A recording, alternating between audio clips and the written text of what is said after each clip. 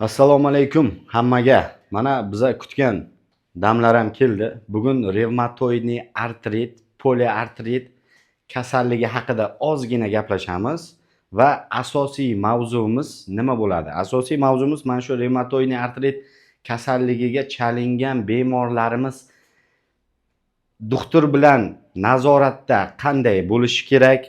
Uy sharoitida va bizdan uzoqda bo'lganda nimalarga e'tibor qilsa agar mana shu kasallik deb qayta bezovta qilavermaydi. Bo'g'imlardagi shish, og'riq, harakat cheklanishi, mana shunga o'xshash simptomlar qayta bezovta qilmasligi uchun biz nimalarga e'tibor berishimiz kerak? Mana shular haqida gaplashamiz. Hamma tayyor bo'lsa boshladik. Revmatoidniy artrit kasalligida qanday hayot kechirish kerak? Bugungi asosiy mavzumiz mana shunaqa bo'ladi. O'tgan safar revmatoidniy artrit, poliartrit kasalligi bo'yicha gaplashgandik. U safar ozgina kam odam kirgandi. Bu safar yana yangilar uchun ozgina tushuncha berib o'taman. Bu kasallik o'zi qanaqa kasallik, qanday boshlanadi? Qisqacha tushuncha berib o'tib ketamiz. Odil keyingisiga o'tkazing. Bismillah deb boshladik. Revmatoidniy artrit nima? Revmatoidniy artrit bu autoimmun kasallik hisoblanadi. Autoimmun kasallik degani nima degani? Autoimmun kasallik degani bizning organizmimizda immun tizimi bor. Immun tizimini hujayrachalari bor. T limfotsitlar, B limfotsitlar degan hujayralar bor. Mana shu T, B limfotsitlar immunoglobulinlar ishlab chiqaradi. Normada bu immun tizimi bizga tashqaridan kiradigan bakteriyalar,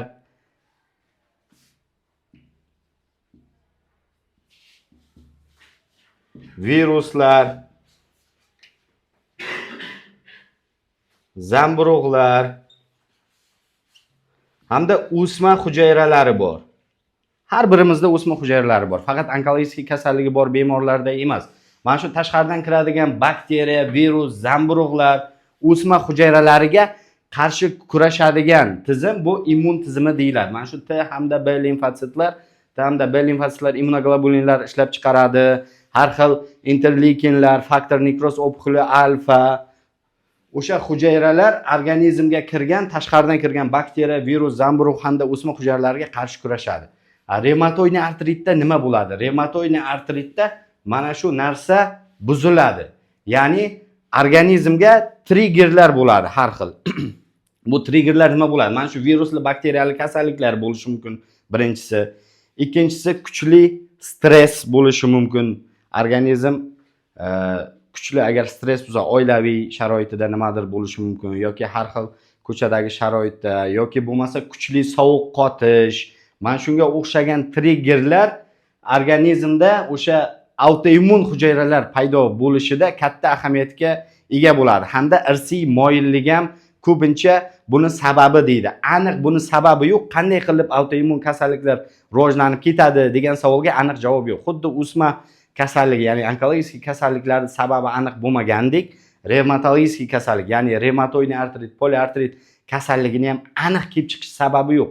Shuning uchun biz hozirgacha uni profilaktikasini bilmaymiz. Biroq butun jahon harakat qilyapti shuni aniqlashga, lekin uni iloji bo'lmayapti.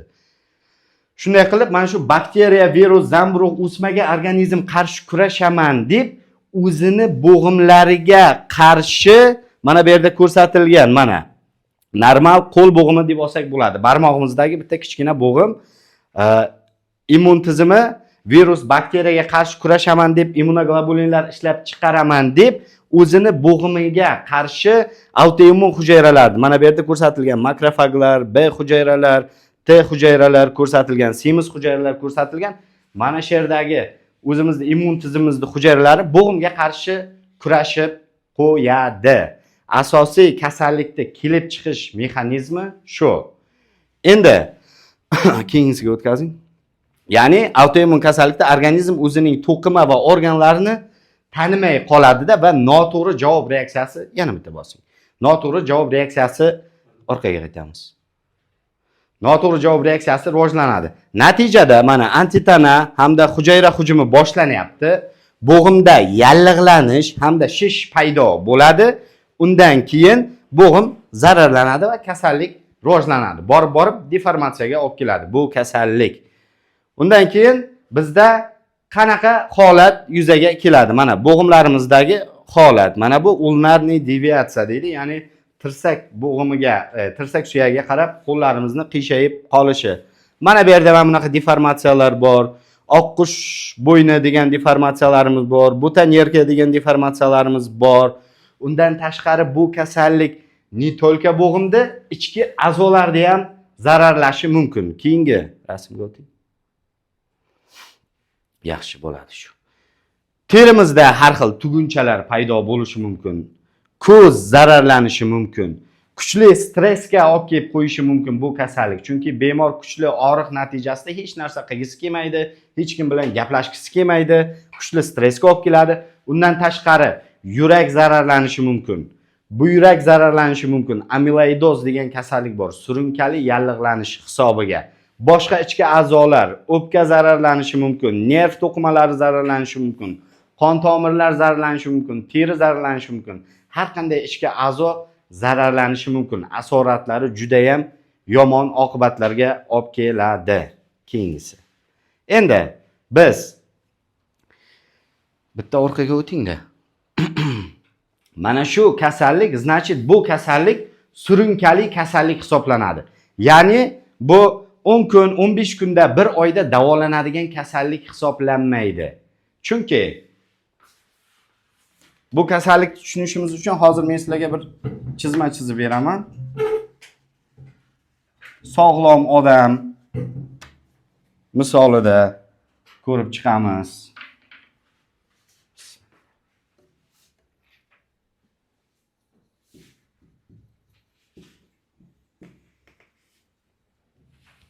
Sog'lom odamni hayoti mana bir tekisda ketyapti. Hech qanaqa og'riq, bo'g'im og'riqlari, hech qanaqa bo'g'imda shishlar yo'q. Endi bemorni ko'ramiz. Bu revmatoidni artrit bilan chalingan bemor. Ozgina vaqt sog'lom bo'lyapti. 18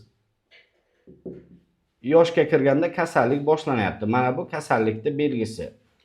Bu davolanmagan kasal, bu yerda finish bor.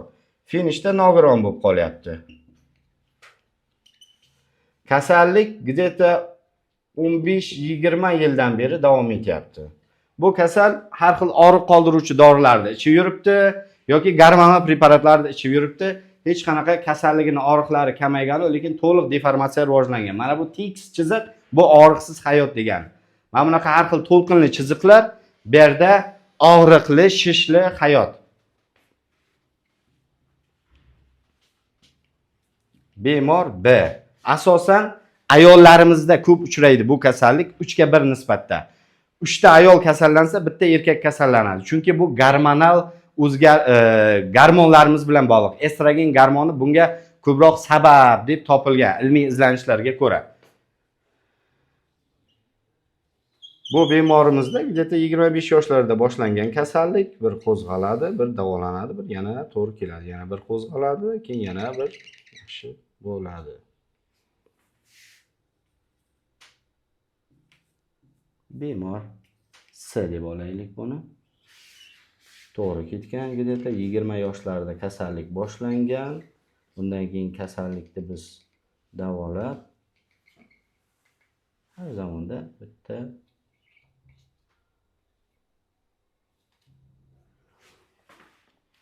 endi revmatoidni artrit surunkali kasallik deydi. Kamera bu yoqqa qaragan. Mana bu sog'lom odam, bir tekis hayot degani bu og'riqsiz, shishlarsiz hayot. Mana bu A bemorimiz 18 yoshda kasalligi boshlangan, og'riqlar juda ham kuchli. Bu bemorimiz og'riq qoldiruvchi dorilar hamda vrachga borgan bo'lsa ham 1-2 marta borgan, lekin nazoratda bo'lmagan va gormonal preparatlar ishlab chiqaradi. Oxiri finish nogironlik bilan tugaydi. 18 yoshda boshlanib 15-20 yildan beri bemor bo'lyapti. Kasallikni kechishini ko'ryapsizlar. B bemorimiz kasallik где-то 25-30 yoshda boshlanyapti. Kasallik qo'zg'aladi. Mana kuchli og'riqlar, to'lqinli chiziqlar bilan chizib ko'rsatyapmiz. Davolanadi, normaga tushadi. Yana kuchli dorilar to'xtatiladi, yana kuchli og'riqlar paydo bo'ladi, ishlar yana davolanadi, yana kuchli og'riqlar. Mana shu ravishda borib bu holat ham nogironlikka olib keladi.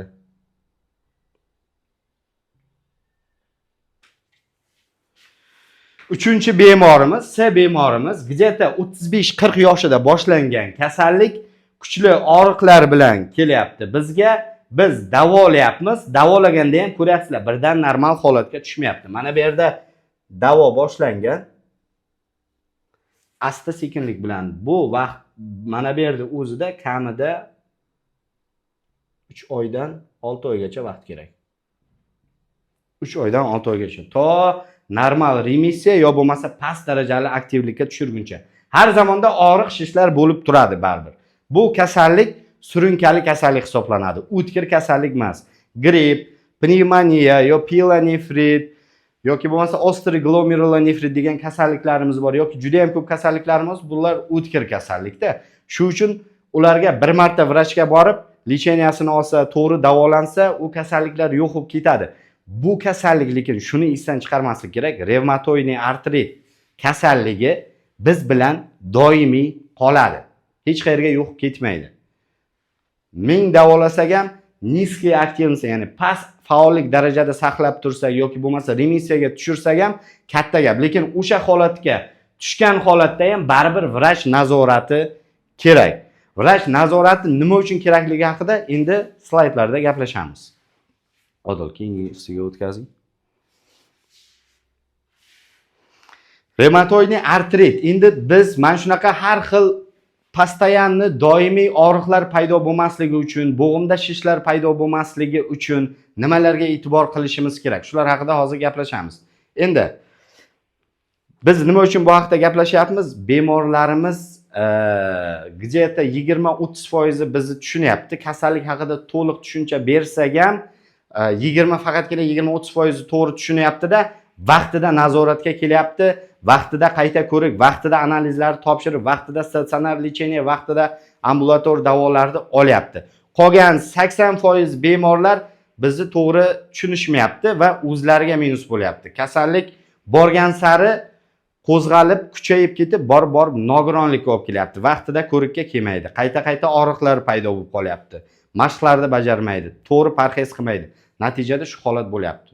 Shu uchun bugun biz bu mavzuni ochib to'liq gaplashishga kelishdik.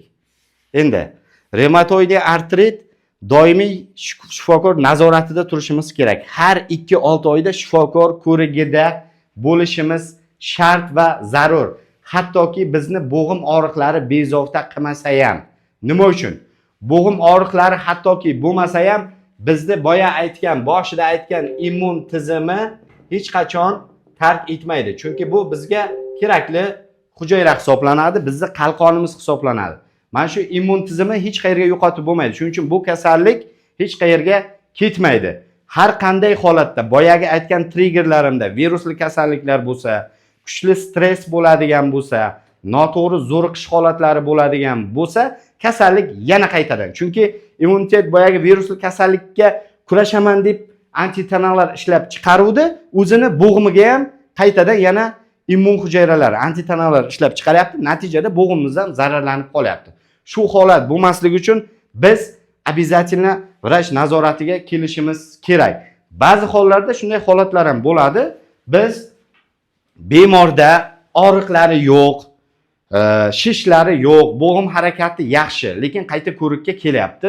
Biz tekshiryapmiz. Bemorimiz metotrexat, foliyaviy kislota ichib yuribdi, har zamonda og'riq qoldiruvchi dorilar qabul qiladi. Analiz topshirganimizda, analizlarida kasallikni qo'zg'alganligini ma'lumotini beruvchi analizlar.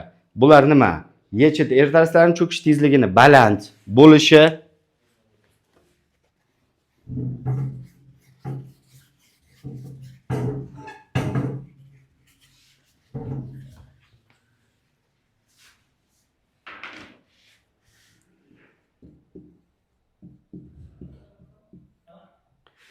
YCTni baland bo'lishi, trombositlar oshib ketishi, leykositlar oshib ketishi, SRB S reaktiv oqsil oshib ketishi bu kasallikni qo'zg'alganligidan dalolat beradi. Kasallik sizni bezovta qilmasa ham, bo'g'imlaringizda og'riq, shish bo'lmasa ham ichkarida kasallik kechayotgan bo'lishi mumkin. Rentgenologik o'zgarishlarda kechadi bu kasallik. Shuning uchun biz doimiy bemorga har 6 oyda rentgen qilib, eski rentgen, yangi rentgen solishtirishimiz kerak. Sizda og'riq bo'lmasa ham, qani rentgenologik daraja 2-daraja yo 1-darajadan keyingi darajaga, 2 yoki 3-daraja yo 4-darajaga o'tmayaptimi? Hammasi yaxshimi? Hech qanaqa qo'zg'alish yo'qmi? O'shani bilish uchun quyidagi tekshirishlar hamda rentgen qilishimiz kerak. Kamida har 6 oyda. Mana bu undan tashqari yana bitta nyuansimiz bor. Metotrexat degan dorimiz bor, zolotoy standart. Bu kasallikda oltin qoida, oltin dori hisoblanadi.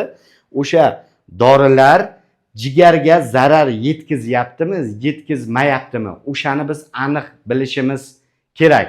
Shuning uchun vrach nazoratida bo'lishimiz kerak. Har 2-3 oyda jigar fermentlarini biz tekshirib turishimiz kerak. Jigar fermentlari qaysilar? ALT, AST, bilirubin hamda timoloviy proba. Bu fermentlarda agar 3 baravardan ziyod oshish bo'ladigan bo'lsa, biz metotrexatni to'xtatib, o'sha boshqa dori sizga taklif qilishimiz mumkin. Agar 1-2 baravar oshadigan bo'lsa, jigarni himoyalab metotrexatni dozировkasini ozgina tushirishimiz yoki bo'lmasa oshirishimiz kerakligini bilib olamiz va sizga taklif qilamiz. Hattoki sizdagi boyagi rentgenologik darajalar ham yo bo'lmasa organizmda kechayotgan surunkali yallig'lanish jarayonini ham biz sizga kamaytirib beramiz. Shuning uchun vrach nazoratiga обязательно kelish kerak. Hattoki o'zini yaxshi his qilganda ham. Biz uy sharoitida yana nima qilishimiz mumkin? Bu kasallikni mana shunaqa qo'zg'alishlarni oldini olish uchun kasallikni belgilarini bilib olishimiz kerak. Klinik belgilarni. Qaysi klinik belgilar? Ertalabki qotishish bizda normal holatda 5-10-15 minut bo'lsa, bu normal holat. Agar undan baland yarim soat, 1 soat, 2 soatga oshadigan bo'lsa, bu kasallik o'sha chota nimadir bo'lyapti, qo'zg'alayotgan bo'lishi mumkin. Bu bir. Ikkinchidan, bemorda bo'g'imlarida shishlar, yangi shishlar paydo bo'layotgan bo'lishi mumkin. Uchinchidan, bo'g'imlarimizdagi og'riqlar ham kasallikni qo'zg'alishidan dalolat beradi. Darhol vrachga murojaat qilish kerak bu holatda. Ertaroq kasallikni ertaroq aniqlab, ertaroq davolashni boshlasak, shundagina biz nogironlik holatiga olib kelmaymiz. Kasallikni ancha boshqarish oson bo'ladi. O'zi bu surunkali kasallik bo'lgani uchun boshqarish juda qiyin. Boshqarish oson bo'lishi uchun siz maksimal ertaroq vrach nazoratiga kelib, to'liq vrachda aytganlarini qilishingiz kerak. Dorilarni doimiy qabul qilishimiz kerak. Chunki bu dorilar, nima uchun dorilarni doimiy qabul qilishimiz kerak? Hozir sizlarga bitta qisqacha tushuntirish berib o'tib ketay. Bitta kasal misolida.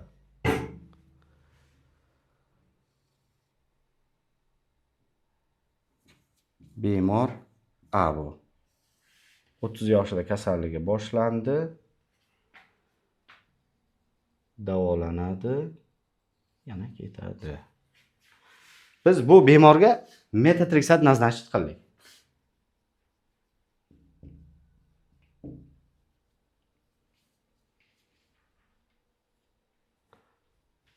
Teri ostiga. Metotrexat qanaqa dori? Bu kasallikda zolotoy standart dedik. Oltin preparat hisoblanadi. Bu Rossiyada ham, Yevropada ham, Amerikada ham, butun jahon sog'liqni saqlash tizimi bu narsani qo'llab ko'rilganda dorilar ichida tadqiqot o'tkazilgan eng zo'r yordam bergan dori metotrexat hisoblanadi. Shuning uchun biz hozir metotrexat misolda ko'rib o'tamiz. O'sha bemor A hisoblanadi. Bu где-то 30 yoshida kasallik boshlandi. Biz unga metotrexat berdik. Metotrexat ta'sir qilish uchun bizga kamida 6 haftadan 8 haftagacha vaqt kerak. Bu nima degani? Bu degani 1,5 oydan 2 oygacha vaqt kerak. Pikka chiqish davri bu 6 oylikda metotrexat ta'siri pikka chiqadi. Bizda ba'zi bir vrachlar, ba'zi bir bemorlarimiz bor, faqatgina o'sha bolnitsaga yotgan payti metotrexatni oladida, uyga borgandan keyin to'xtatib qo'yadi. Bu degani metotrexat 2 marta oladi. Agar bolnitsada 14 kun yotsa ham haftada 1 marta qilinadi. Bu dori 2 marta oladi va to'xtatib qo'yadi. Endi tasavvur qiling. Bizga 6 hafta, 8 haftagacha vaqt kerak edi bu dorining ta'sir qilishi uchun. Siz 2 haftada to'xtatib qo'ydingiz. Bu dori qanday qilib ta'sir qiladi? Nima uchun sekin ta'sir qilyapti degan savol uyg'onishi mumkin sizlarda. Biz metotrexatni onkologik dozada emas, revmatologik dozada ishlatyapmiz. Ya'ni buni asosan onkologlar ishlatadi o'sma kasalliklarda. Biz revmatologlar kichkina dozada ishlatyapmiz, haftada 1 marta ishlatyapmiz. Shu uchun, chunki jigarga zarar yetkazib qo'yishi mumkin. Boshqa tizimlarga, immun tizimiga zarar yetkazmasligi uchun biz kichkina dozada ishlatamiz. 10 mg dozada ishlatib, borib asta-sekin dozani ko'paytiramiz. Har 2 haftada 2,5 mg ga dozani ko'paytiramiz. 2,5 mg ga. 12,5 mg har 2 haftada. Har ko'targanda jigarda holatini tekshirib turishimiz kerak. Chunki jigarni zararlab qo'yishi mumkin bu preparat. Borib jigar sirrozigacha ham olib kelishi mumkin. Ko'p holatlarda ko'rdim, patsientlar, kasallar metotrexat olib yuribdi, lekin jigarini tekshirish haqida hech qanaqa aytilmagan. Yo bo'lmasa kichkina dozada qolgan, o'sha doza bo'yicha olib yuribdi. Bu xato holat hisoblanadi. Metotrexatni biz kichkina dozada boshlab, borib har 2 haftada 2,5 mg dan ko'tarsak ham 20-25 mg gacha dozani ko'tarishimiz kerak. Agar pasient yaxshi qabul qilayotgan bo'lsa, 20-25 mg gacha bo'lgan doza bu xavfsiz doza hisoblanadi. Biz aytgan boyagi onkologik asoratlarni keltirib chiqarmaydi. Shu uchun ozgina kutishimizga to'g'ri keladi. Mana bu kasallikning qo'zg'alishi, og'riq kuchli bo'lishi, shish holatlari o'z holatiga kelguncha kamida 6 haftadan 8 haftagacha, 6 oygacha davom etishi mumkin. Tushunyapsizlar, ha? Agar shunda ham metotrexat bilan ham yordam bo'lmaydigan bo'lsa, buni hozir keyingi slaydlarda gaplashib o'tamiz. Qanaqa taktikalar qilish mumkin? Bu haqida aytib beraman sizlarga.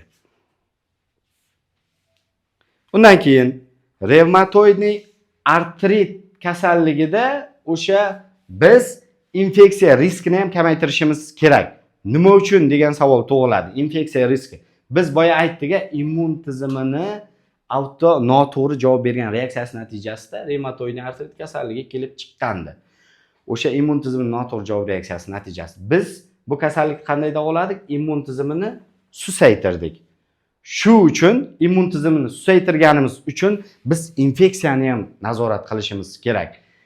E'tibor qilgan bo'lsalaringiz, ko'pchiliklarsiz qayta gripp bo'lasizlar, ich ketish holatlari bo'ladi yoki boshqa infeksion kasalliklarga beriluvchan bo'lib qolasiz.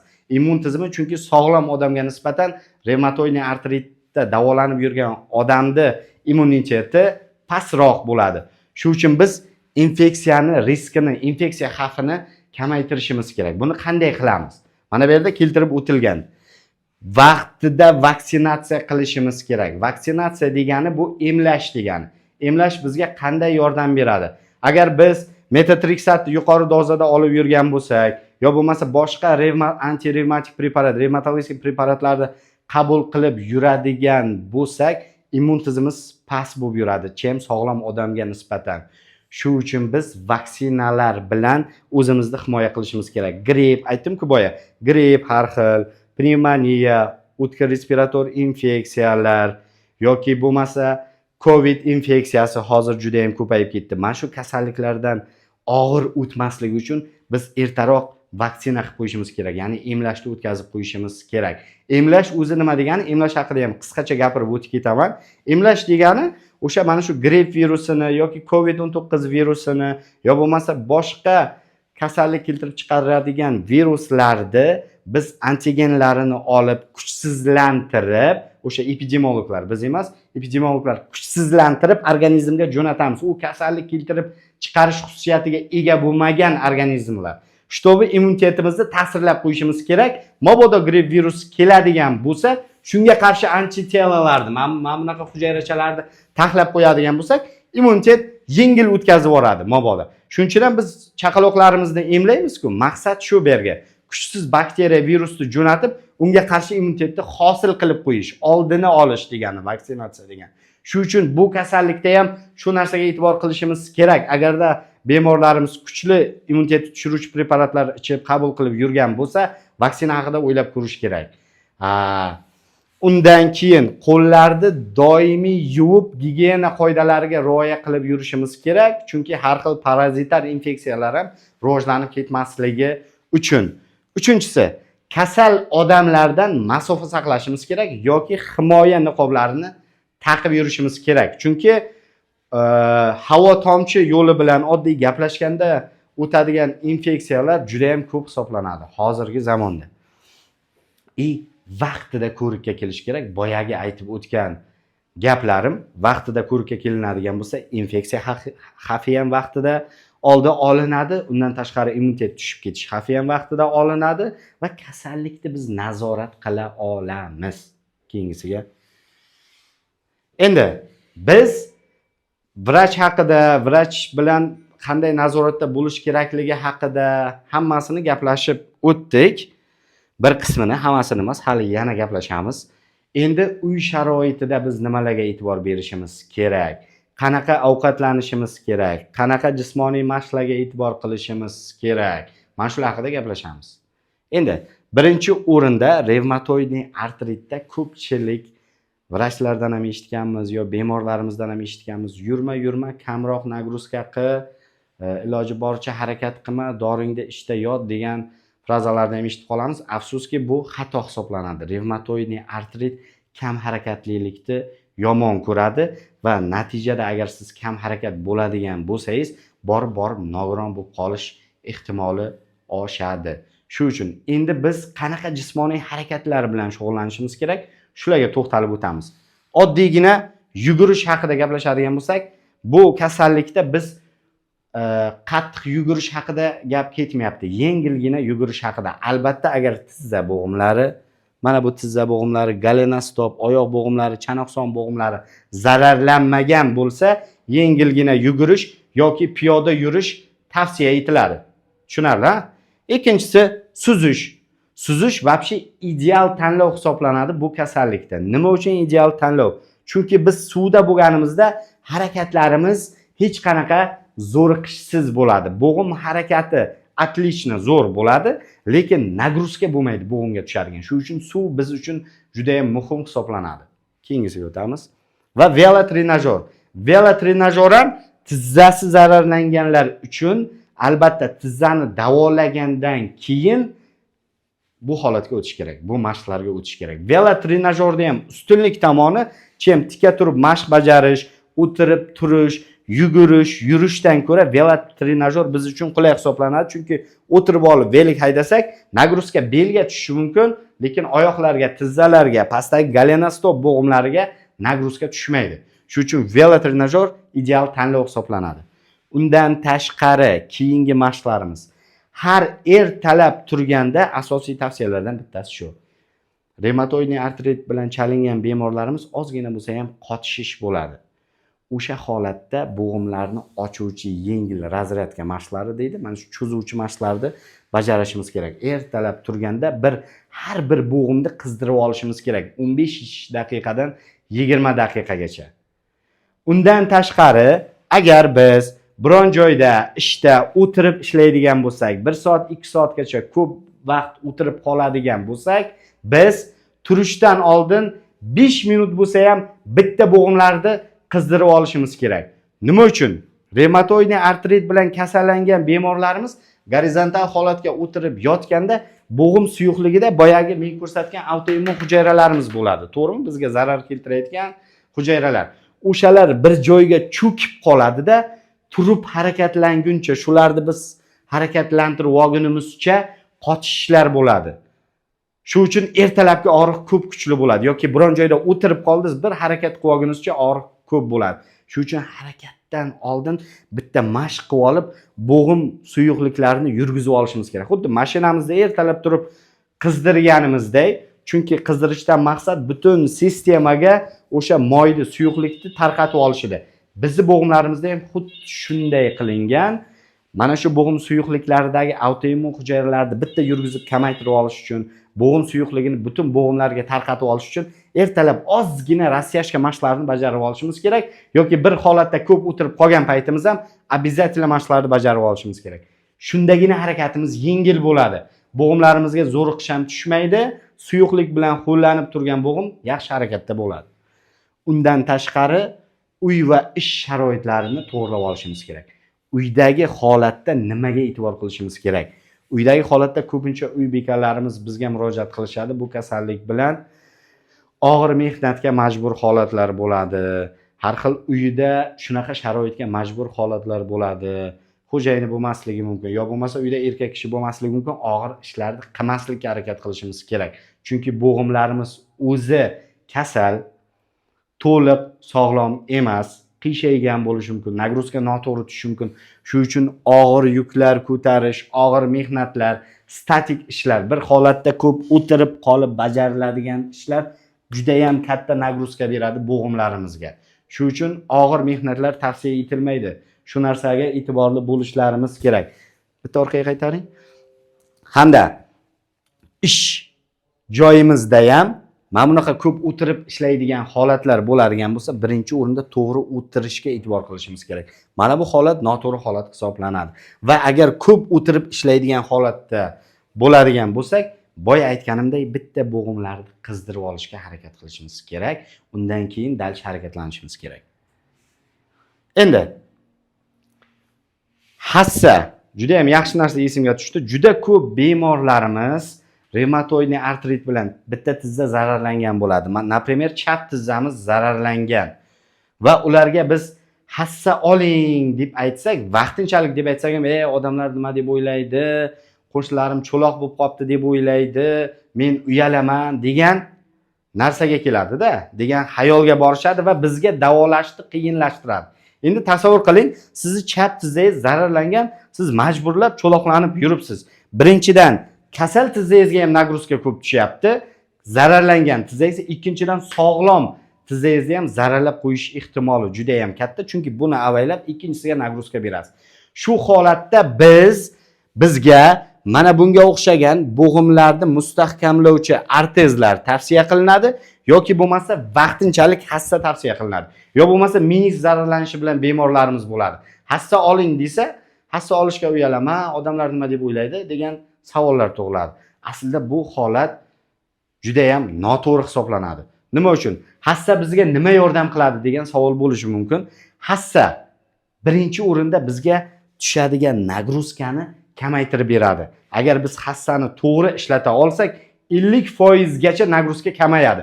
Natijada bo'g'imni tuzalishi, ya'ni 100% lik tuzalish ehtimoli juda baland bo'ladi.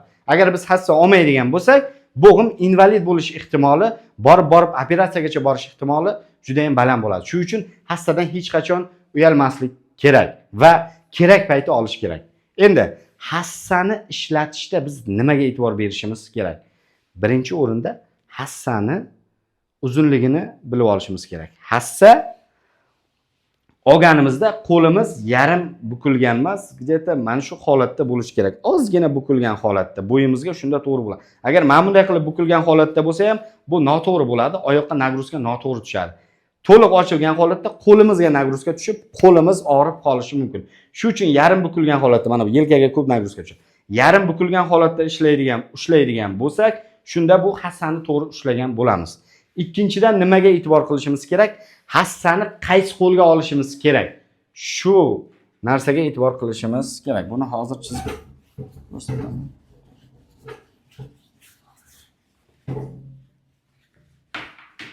Rahmat. Suv iching.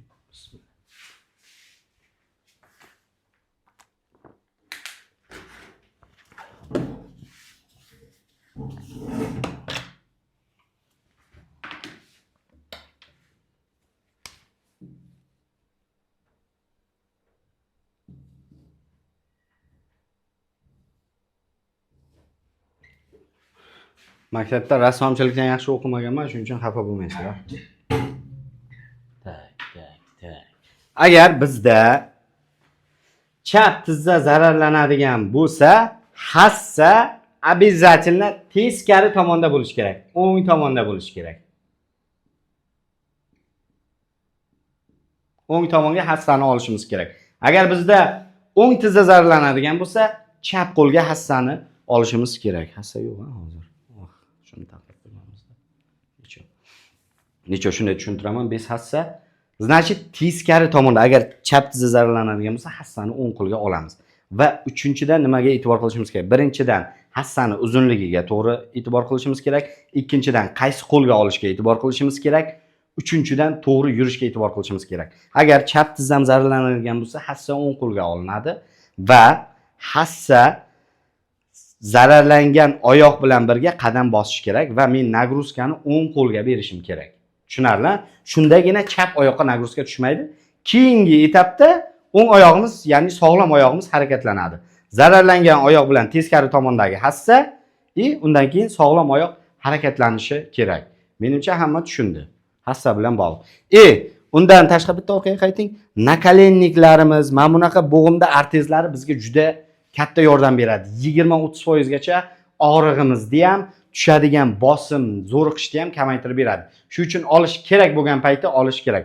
Faqat bitta narsa, nakalennikda nimaga ahamiyat berishimiz kerak? Agar biz nakalennikda haddan ziyod ko'p ishlatib yursak, yotgan, uxlayotganimizda ham yo bo'lmasa bo'g'im sog'lomlashgandan keyin ham ishlatib bo'lsak, bizning bo'g'imimiz lentay bo'lib qoladi, mushaklarimiz lattadek bo'lib qoladi. Shu narsaga e'tibor qilishimiz kerak.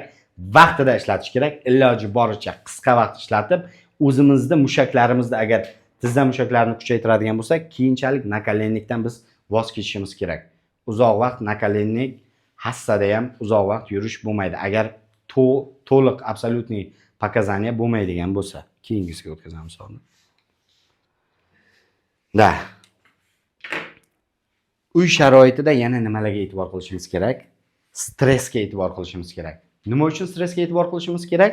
Stress chunki bu kasallikni qo'zg'atuvchi trigger bo'ladi, ya'ni boshlab beruvchi. Chunki kasallik boshlanayotganda ham stress bilan bog'liq deb aytib o'tib ketuvdim-a. Ilmiy bu narsalar tasdiqlangan. Bu prostatak aytilgan gaplar emas. Shuning uchun uyda e'tibor qilish kerak. Обязательно iloji boricha siz yoqtirmagan odam bilan gaplashmaslikka harakat qiling. Shunaqa atmosferadan iloji boricha uzoqda yurish kerak. Har doim yaxshi odamlar, pozitiv odamlar bilan birga yurish kerak. Ikkinchidan think positive deydi. O'sha yaxshi narsalar haqida ko'proq, pozitivniy narsalar haqida biz o'ylashimiz kerak. Nogiron bo'lib qolish, har xil minuslar miyaga kelishi kerak emas. Yoki bo'lmasa borib aravachada qolaman, endi nima bo'ladi, qanday bo'ladi degan tushkunliklar kerak emas. Yoki boshqa tomondagi noto'g'ri o'y, xayollar ham har doim biz yaxshi narsa haqida o'ylasak, Xudoyim ham shunga qarab yaxshi tanlovlarni beradi. Uchinchidan, oiladagi sog'lom muhit saqlashimiz kerak. Ba'zi bemorlarda shunaqa holat bo'ladi, biz harakat qilamiz, u kishini tuzatishga, hammasi idealni cho'tga ketadi. Davolashlar ham, bo'g'imlardagi holatlar ham shunday holat bo'ladi. Uyida bittagina oddiy ta'ziya bo'lishi mumkin yoki bo'lmasa kimdir chuqur kasal bo'lib qolishi mumkin, kim bilandir konflikt bo'lib qolishi mumkin. Shunaqa holatda 1 yil, 2 yil, 3 yillab remissiyada turgan bemorlarimiz, ya'ni hech qanaqa og'riqsiz, shishsiz yurgan bemorlarimiz oilaviy mana shunaqa holatdan keyin qaytadan kasallik qo'zg'aladi. Keyingi kelishida yana ham kuchliroq bo'lib keladi kasallik, o'sha bizga avvalgi lecheniya yordam bermasligi mumkin. Shuning uchun bu narsaga juda e'tibor qilishimiz kerak. Keyingisi Odil. Jism va ruh salomatligi. Biz nafaqat jismimizni, ruhimizni ham salomat qilishimiz kerak. Bizni ruhimizni salomat qiladigan narsa hozir aytib o'tib ketgan narsalarimiz. Stressdan uzoq bo'lamiz, faqat yaxshi narsalarni o'ylaymiz, ko'proq zikr, duolar qilib yurishimiz kerak va faqat tuzalish, iloji bo'lsa faqat yaxshi narsalar, yaxshi maqsadlar qo'yishimiz kerak. Shundagina biz ruh salomatligiga erishamiz. Qachongina jism bilan ruh salomatligi bir xil proporsionalni ko'tariladigan bo'lsa, shunda hammasi yaxshi bo'ladi. Yana bitta asosiy narsalardan bittasi sog'lom uyqu hisoblanadi. Sog'lom uyqu bo'lish uchun biz nimalarga e'tibor qilishimiz kerak? birinchi o'rinda yotishdan oldingi sharoitni to'g'rilab qo'yishimiz kerak. Uning uchun biz birinchi o'rinda har xil fast foodlar, undan tashqari har qanday ovqat ham tavsiya qilinmaydi yotishdan oldin. Soat 6 gacha ovqatlar tavsiya qilinadi.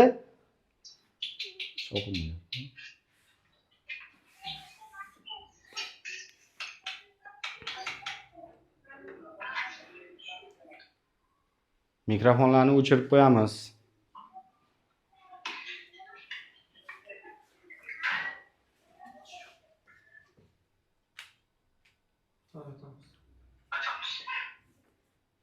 Bo'ldi. Yotishdan oldin ovqatlanishimiz kerak emas. Yotishdan oldin ko'p suv ham ichish bo'lmaydi, buyraklarimizga zarar bo'lishi mumkin. Shuning uchun tavsiya qilinmaydi. Ovqatlanganda ham sog'lom ovqatlanishga biz e'tibor qilishimiz kerak. Undan tashqari alkogol, sigaret iste'mol qiladigan bo'lsak, biz uyquga zarar yetkazib qo'yamiz, uxlashga ham yomon ta'sir qiladi. Natijada kasallik qo'zg'alish ehtimoli juda baland bo'ladi. Har xil og'ir mehnatlar qilmasligimiz kerak, stressga e'tibor qilishimiz kerak. Stress maksimalni bo'lmasligi kerak. Kofe ham uyqumizga ta'sir qiladi. Shuning uchun yotishdan oldin tavsiya qilinmaydi. Ertalabga kofe tavsiya qilinadi. Mayli bir kunda bir mahal, lekin undan tashqari iloji boricha shakarsiz ichish kerak. Lekin kechqurun yotishdan oldin kofe ichish tavsiya etilmaydi. Har kuni bir vaqtda yotib, bir vaqtda turishni biz yo'lini qilishimiz kerak. Shunda uyqu sog'lom bo'ladi. Bu sog'lom uyqu bizga ne tolka yaxshi dam olish degani, bu organizmni keyingi kunga tayyorgarligi.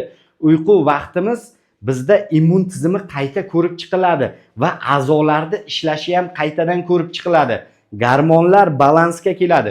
Shuning uchun biz uyqudan oldin 2 soat kamida oldin yoki bo'lmasa hech bo'lmasa 1 soat oldin gadjetlarni, telefon, kompyuter, har xil o'zidan o'sha oq nur tarqatadigan gadjetlarni o'zimizdan uzoqroq saqlashimiz kerak. Yotishdan oldin iloji bo'lsa bitta iliqqina dush qabul qilib, keyin yotishga ketilish kerak. Iloji bo'lsa kitob o'qisak ham bo'ladi yotishdan oldin. Bu uyqu uchun juda ham foydali hisoblanadi. Dush haqida gapirdik. Undan tashqari o'zimiz uchun yotoq joyimiz udobni bo'lishi kerak. Iloji bo'lsa stressdan maksimalni uzoq bo'lishimiz kerak. Keyingisiga o'tkazing.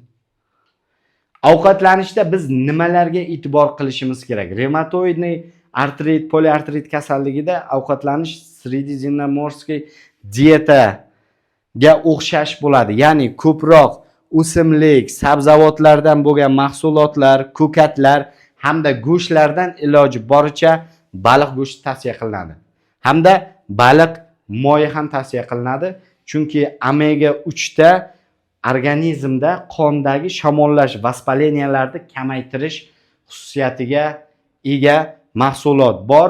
Shuning uchun bizga tavsiya qilinadi go'shtlardan faqat oq go'sht. Qolgan qizil go'shtlar,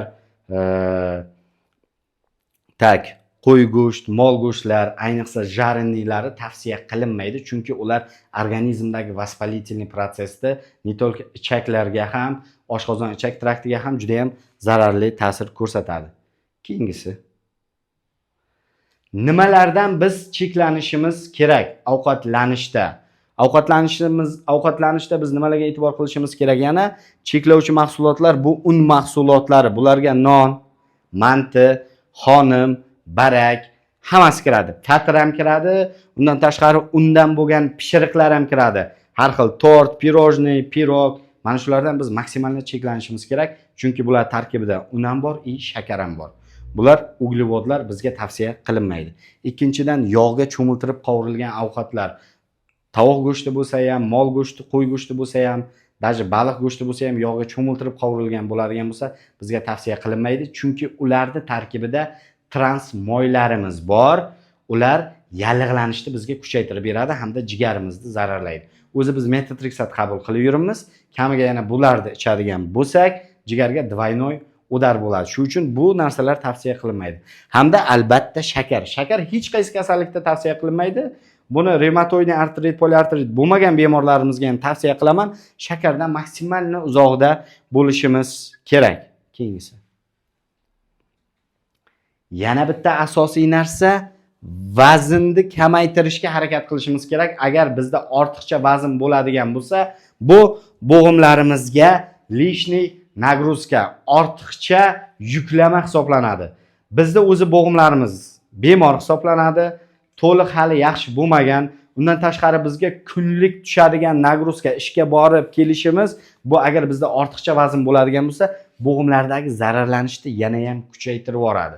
Shuning uchun biz agar ortiqcha vaznimiz bo'lsa, vaznni kamaytirishga harakat qilishimiz kerak. Agar vaznimiz yaxshi bo'ladigan bo'lsa, o'sha vaznni saqlab qolishga harakat qilishimiz kerak. Endi omega 3, kalsiy, vitamin D muntazam iste'moli, albatta ziyod, faqat qonda bu mahsulotlarni, bu batlarni tekshirgandan keyin tavsiya qilinadi. Bularni ichib yurishga. Bu batlarda har xil kollagen, elastin degan dori vositalarimiz bor. Hozir juda ham ko'p chiqib ketdi. Ularga ham hozir alohida to'xtalamiz. Bularning hammasi marketing. Ya'ni maqsad pul, pulni aylantirish. Mana bu dorilarda haqiqatdan ta'siri tasdiqlangan dorilar hisoblanadi. Omega 3 bizga nima vazifani bajaradi? Omega 3 birinchidan bu kasallikda nima ahamiyatga ega? Qondagi yallig'lanishni kamaytiradi. Ikkinchidan, bu kasallikda biz juda ham ko'p og'riq qoldiruvchilar ichamiz, yo bo'lmasa harakatimiz ba'zi kasallarimizda kam bo'ladi. Yurak qon tomir riski juda ham oshib ketadi. Bu yurak qon tomir tizimini ham yaxshilaydi omega 3. Bundan tashqari qonda vaspaleniyani kamaytiradi dedik, yurak qon tomir tizimini hamda qon tomirdagi ateroskleroz uchun o'sha har xil zararli xolesterinni qondan chiqib ketishiga bizga yordam beradi. Omega 3 ni yaxshi ta'siri. Vitamin D bizga nima yordam beradi? Kalsiy. Vitamin D bilan kalsiy bizdagi suyaklarimizni mustahkamligini ta'minlab beradi. Agar kam bo'ladigan bo'lsa, albatta tavsiya etiladi, lekin ko'p bo'ladigan bo'lsa, kalsiyning ham zararli ta'siri ko'p. Yurak qon tomir tizimini faoliyatini oshirib yuboradi. Undan tashqari buyrakda har xil tuzlar, toshlar paydo bo'lishi mumkin. Siydik dinamikasi buziladi bu yerda. Shu uchun haddan ziyod kalsiy ham, vitamin D ham albatta organizm uchun zarar hisoblanadi. Tak, keyingisi. Yana asosiy narsalardan biri yomon odatlardan biz voz kechishimiz kerak. Chunki chekish bu organizmdagi vaspaleniyani juda ham kuchaytirib yuboradi. Ayniqsa revmatoid artrit, poliartrit bor kasallar biz ko'rib qolamiz. Rossiyada ishlab yurgan paytim juda ko'p bemorlarimiz, даже ayol bemorlarimiz sigaret chekadigani bor, sigaret chekmaydigani bor. Kuniga 1 pachka, 2 pachkalab ham chekadigani bor. Umuman sigaret qabul qilmaydigani bor. Ikkalasi ham bir xil rejimda, bir xil nazoratda ketyapti, vrach nazoratida. Bir xil dorilar ichyapti.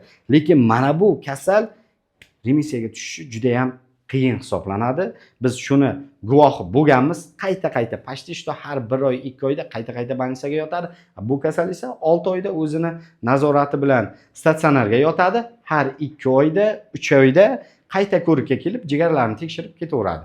Shu uchun chekishni bu yerda zararli ta'siri juda ham katta hisoblanadi. Ikkinchidan, spirtli ichimliklar ichish. Spirtli ichimliklar birinchidan qondagi vaspaleniyani ham oshiradi. Ikkinchidan, bizda jigarimizni eng katta dushmani spirtli ichimliklar hisoblanadi.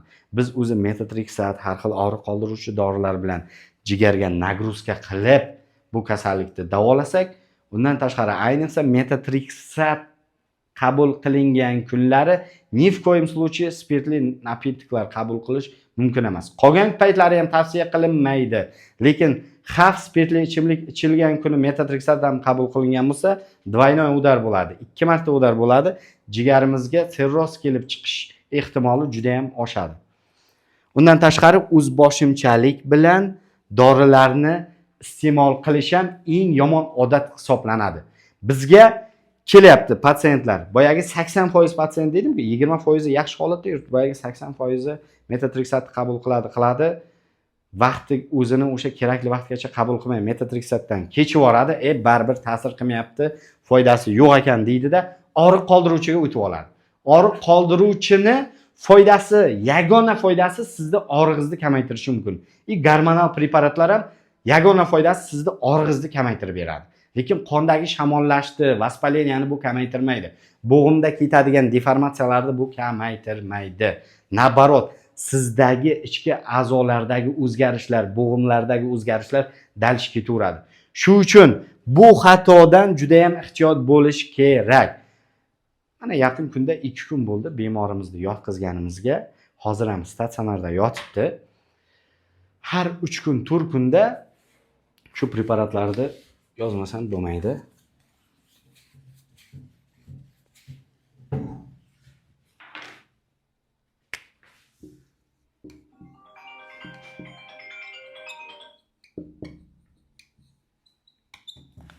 Tarkibi beta-metazon degan sostavli diprospan, blokium B12,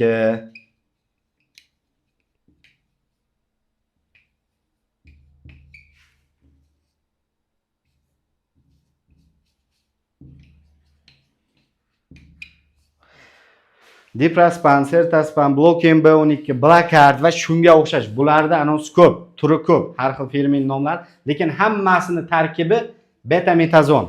Bu 3 oy muddatga ta'sir qiladigan gormonal preparat. Organizmga внутримышечно dumbadan yo bo'lmasa mushak orasiga kirgiziladi va 3 oy davomida qonga kam-kamdan o'zini gormonni berib turadigan preparat hisoblanadi. Bu preparatlarni men yomon demoqchi emasman. Bu preparatlarni o'zini qo'llaydigan payti bor. Tushunyapsizlarmi? Bu preparatlar ko'proq внутрисуставной, ya'ni bo'g'in ichiga yo bo'lmasa местный qilishga qaratilgan preparatlar hisoblanadi. Mana shu reumatoid artritda tizzada zararlanish bo'ladigan bo'lsa, yo bo'lmasa yelkada, asosan katta bo'g'imlarga ko'proq qilinadi. Ba'zi holatlarda kichkina miqdorda mayda bo'g'imlarga ham qilganini ko'rganmiz. Yaxshi yordam beradi, faqat местный yordami bor. Lekin buni biz dumbani ichiga yo tomirdan yo shunga o'xshash holat deb qilaveradigan bo'lsak, bizda buyrak usti bezlari bor-da. Kortizol degan gormon ishlab chiqaradi, organizmda vaspaleniyani kontrol qiladigan gormon. O'sha biz agar tashqaridan bu gormonni kirgizadigan bo'lsak, buyrak usti bezining faoliyati buziladi. Natijada buyrak usti bezi kortizol ishlab chiqarmay qo'yadi. Tashqaridan kiryapti-ku degan tushuncha bo'ladi. Organizmimiz juda umniy, Xudoyo mana shunaqa qilib murakkab qilib yaratganda, tashqaridagi tashqi muhit bilan shunga qarab ishlaydi bizda organizm. Biz mana bu narsalarni har 3 oyda bir marta kiritishimiz mumkin. Ba'zi allergik holatlarda ham to'g'ri qo'llaniladi bu mushak orasiga, lekin 3 oyda bir marta qo'llaniladi. Har 10 kunda bir, har oyda bir daji qo'llash mumkin emas. Lekin o'sha men aytgan patsientimiz 2 kunda bir, 3 kunda bir o'sha ancha yillardan beri qo'llab yuribdi. Borib bu kasal kamiga yana ikkitadan slidiron ham ichib yuribdi, 8 mg dozada. Ham ertalab gormonal preparat plus har 2 kun 3 kunda. Bu gormonlarni foydasidan ziyoni ko'p. Qanaqa ziyonlar bor? Suyakni mo'rt qiladi, oshqozon ichak traktida yara hosil qiladi. Undan tashqari ko'p terlash, ichki a'zolardagi zararlanish, qon tomirlarini zararlab tashlaydi. Borib gormonal tizimni ishdan chiqaradida, kak narkomanday bo'lib qoladi odam. Bizni oldimizga keladi, biz unga lecheniyani boshladik. Doktor, siz gormondan chiqaraman deyapsiz-ku, meni og'riqlarim kuchayib ketyapti, yaxshi bo'lishni o'rniga degan savollar keladi. Men tushuntiraman ularga. Siz buyrak usti bezingizda normal ishlab chiqaradigan kortizolni yopib qo'ygansiz, chunki gormonlar ko'p ishlab chiqarilgan. Unaqa holatda biz nima qilamiz? Tabletishni gormondan ilojsiz foydalanamiz. Chunki gormondan birdan chiqib ketish bu juda ham yomon holat hisoblanadi. Kasalda xuddi narkomanlarda aznob, qaltirash, butun badanda, asosan yelka, mana bu bo'yin sohasida, mushaklar sohasida, son sohalarida og'riq bo'ladi. Hech kim bilan gaplashgisi kelmaydi. Og'riq qoldiruvchi dorilar ham ta'sir qilmaydi. Bizda asosiy preparatlar ham poliartritni biz normaga tushirib olsak ham, bo'g'imda shish, og'riqlar bo'lmasa ham, lekin qaqshash, mana bunaqa qachonki biz gormonni tashqaridan kiritsakgina o'sha qaqshashlar qoladi. Bu degani o'zi gormona zavisimiy, gormonga bog'liqlik, zavisimiz rivojlangan degani. Shu uchun biz o'z boshimchalik bilan mana bunaqa preparatlarni, har xil og'riq qoldiruvchi preparatlarni qabul qilishimiz bu noto'g'ri. Agar siz o'sha qabul qilib bo'lgan bo'lsangiz, darhol bizni ko'rigimizga kelishingiz kerak. Biz buyrak usti bezining holatlarini tekshiramiz, sizda asta-sekinlik bilan gormondan chiqaramiz. Ni в коем случае birdaniga to'xtatib qo'yish noto'g'ri hisoblanadi. To'g'ri qiynalasizlar, vaqt ketadi, lekin bu holatdan darhol qancha erta aniqlanib, qancha tez chiqilsa, shuncha yaxshi bo'ladi. Borib oqibati yomon holatga olib kelishi mumkin. Bu даже nogironlikdan ham undan tashqari juda katta risk. Oxiri o'lim bilan tugashi mumkin bu holat. Chunki qon tomir zararlanadi, oxiri infarkt, insult bilan bemor olamdan o'tishi mumkin. Shuning uchun juda ham bu bizning eng katta xatolarimizdan biri. Mana shu xatoni biz qilmasligimiz kerak. Keyingisi. Eng zo'r joyi. Sayohat va kundalik hayot. Bu kasallik bilan chalingan bemorlarimiz ko'pincha stressga tushib qolishadi. Shuning uchun men bemorlarga ko'pincha sayohatni tavsiya qilaman. Yoki bo'lmasa davolanishdan keyin har xil kurortniy zonalarga borish tavsiya qilinadi. Ko'pchilik mana Nuroboddagi Nagorniga boradi, Toshkent, Vodiy, boshqa viloyatlarda ham bor. Faqat nimaga e'tibor qilishimiz kerak? Albatta kasallikni davolab, remissiya yoki past faollik darajasiga tushirgandan keyin bu narsa tavsiya qilinadi. Ungacha emas. Agar siz kasallikni davolamasdan turib bu narsani qilaman desangiz, sayohatdan, pul ham hammasi bir tiyin bo'ladi. Shuning uchun kasallikni davolagandan keyin niskiy aktivnost remissiya bo'ladigan bo'lsa, kasallik qo'zg'alib ketmasligi uchun biz bu ishni qilib turishimiz kerak va sayohatga borganda har xil quyoshdan saqlovchi kremlar, atzagar kremlar olishimiz kerak. Quyosh nuri ultrafioletoviy облучениyalar ham kasallikni qo'zg'alishiga sabab bo'lishi mumkin. Shuning uchun ehtiyot bo'lamiz. Keyingisi va sayohatga chiqqanda yana nimaga e'tibor qilishimiz kerak? O'zimiz bilan birga doimiy bazis preparatlar, asosiy metotrexat, folivik kislota, og'riq qoldiruvchilar ichib yuradigan bo'lsa, og'riq qoldiruvchi dori vositalari, agar bemor gormon ichish davrida bo'ladigan bo'lsa, gormonal preparatlar hammasini o'zi bilan birga olib yurish kerak va bu preparatlarni ichishda davom ettirish kerak. Hech qachon preparatlarsiz yurish tavsiya qilinmaydi. Undan tashqari, keyin kunlik ish tartiblarimizni biz rejalashtirishimiz kerak. Nima uchun? Masalan, bir vaqt o'zida biz ko'p ish bilan shug'ullanadigan bo'lsak, bo'g'imga nagruzka qilib qo'yishimiz mumkin. Shuning uchun biz o'sha ishlarimizni kunda anosiga planlashtirib, bo'lib kun tartibiga planlashtirib, bo'lib chiqishimiz kerak. Ertalab joyimizdan turgandan keyin обязательно planimizda birinchi o'rinda stretch mashqlari, ya'ni bo'g'imlarni ochib oluvchi, o'sha rasyashka qiluvchi mashqlar bir razgam olishimiz kerak dedim-ku, xuddi mashinada qizdirganda bo'g'imlarni bitta qizdirib olamiz. Keyin qolgan ishlarga bitta. O'rtada masalan yarim soat ishlasak, ozgina dam olamiz. Bo'g'imga har qanday zo'riqish borib bo'g'imda qaytadan sinovit bo'lib, qaytadan artrit bo'lib, mana shunaqa og'ir holatlarga olib kelishi mumkin. Shuning uchun kunimizni ham rejalashtirib, o'sha ish tartiblarimizni bo'lib bajarishimiz kerak. Keyingisi. Asosiy ko'pchilik bemorlarimizni qiziqtirgan savol, revmatoidniy artrit, poliartritda homiladorlikni rejalashtirsak bo'ladimi degan savollar tug'iladi. Albatta bo'ladi. Faqat homiladorlikni rejalashtirishda biz nimaga ahamiyat berishimiz kerak?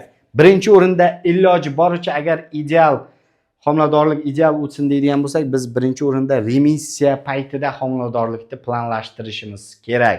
Bu degani kasallikni davolab, past faollik darajasiga tushirishimiz kerak yoki remissiyaga tushirib, keyin beremenность planировать qilishimiz kerak, ya'ni homiladorlikni rejalashtirishimiz kerak. Yana bitta asosiy narsa, ko'p dorilar homiladorlikdan oldin to'xtatilishi kerak. Bu yerda nima demoqchi? Bu yerda ayniqsa metotrexat kamida 2-3 oy oldin homiladorlikni plan qilishdan oldin to'xtatilishi kerak. Chunki metotrexatni teratogen, ya'ni homilani o'ldirish xususiyatiga ega bo'lgan ta'siri bor. Homila rivojlanishidan to'xtab qolishi mumkin. Shuning uchun biz metotrexatni 2-3 oy oldin to'xtatishimiz kerak. Agar lefno preparati bo'ladigan bo'lsa, 4-5 oy oldin homiladorlikni rejalashtirib, preparatdan chiqib, keyin homiladorlik rejalashtirilishi kerak. Undan tashqari siklofosfan degan dorimiz ham bor. Ba'zi holatlarda biz puls terapiya maqsadida revmatoidniy artritga qo'llaymiz. Bu dorimiz ham homiladorlikni rejalashtirishdan oldin biz atmen qilib, keyin rejalashtirishimiz kerak. homiladorlikda biz unda nima qilamiz, qaysi dorilarga tayanamiz deydigan bo'lsak, homiladorlikda ikkinchi qator preparatlarga tayanamiz. Ruxsat berilgan preparatlar bular: Plaquenil, sulfasalazin kabi preparatlar hisoblanadi. Azotiaprin ham mumkin. Faqat bu dorilar metotrexat, lefno kabi ideal ta'sir qilmaydi kasallikka. Shu uchun agar homiladorlik planlashtirishimizda Plaquenil, sulfasalazin ham yordam bermasa, biz yordamga gormonlarni chaqiramiz. Prednizolon, silidiron kabi preparatlar bilan vaqtinchalik homiladorlikni planlashtiramiz. Bemor homiladorlikdan keyin yana o'zimizni asosiy preparatlarga o'tib olishimiz kerak. Nima uchun asosiy preparatlarga yana qaytamiz deydigan savol bo'ladigan bo'lsa, homiladorlikdan keyin ko'p holatlarda bu narsa isbotlangan kasallik, har qanday revmatologik kasallik, не только revmatoidniy artrit, poliartrit, SKV, ya'ni sistemik krasniy volchanka, sistemik sklerodermiya hammasi baland bo'lib qo'zg'alib ketishi mumkin. Shu uchun ertaroq homiladorlikdan keyin birdaniga vrach nazoratiga borib kasallikni kontrol qilish kerak. Bo'lmasa bitta atakada boyagidek homiladorlik bemorimiz o'sha chaqaloqli bo'ldi, immun tizimida homiladorlikdan keyin, tug'ruqdan keyin perestroyka bo'ladi. Qaytada mana bu immun tizimi faollashadi. Shu uchun kasallik birdaniga qo'zg'alish ehtimoli juda baland bo'ladi. Albatta, sirazi vrach nazoratiga kelish kerak va erta tug'ruq ehtimoli bo'lishi mumkin. Va simptomlar odatda homiladorlikdan keyin kuchayishi mumkin. Hozir aytgan gaplarim. Keyingisi. Endi revmatoidniy artritda ko'pchilik bemorlarimiz qiladigan xatolar haqida gaplashamiz hozir. Eng ko'p xato o'sha bemorlarimizni tushkunlikka tushirib qo'yadigan ham mana shu bizni davolashda uchraydigan eng ko'p xatolardan bittasi. Men shu uchun buni birinchiga qo'ydim. Shifokordan qisqa fursatda natija talab qilish. Bizga bemorlar keladi. Birinchi marta tashrif buyurgan bemorlar bor, ilk bor tasdiqlangan revmatoidniy artrit yo bo'lmasa boshqa vrachlarga davolanib kelib keyin bizga kelgan bemorlarimiz bor. Ular o'sha statsionarda yotgandan keyin 2-3 kuni katta natija kutadi. Doktor, og'riqlarim qolmayapti-ku, doktor, shishlarim qaytmayapti-ku, avvalgidan battar bo'lyapman-ku. Chunki biz gormon qilmaymiz-da. Agar biz gormon qilganimizda edi, prekrasniy zo'r atvet bo'lardi, lekin uyga borib yana shu holat qaytadan kasallik qo'zg'alib ketishi mumkin edi. Shu uchun bizdan erta natija kutmang. Erta natija kutmaslikning sababini hozir men doskada bitta tushuntirib beraman sizlarga.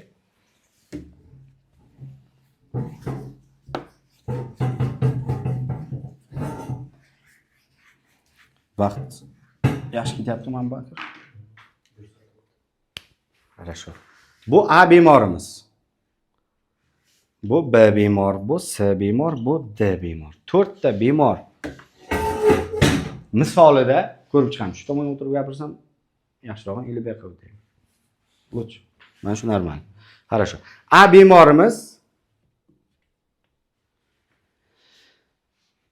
bemorimiz metotrexat назначить qildik. 30 yoshda boshlandi kasalligi.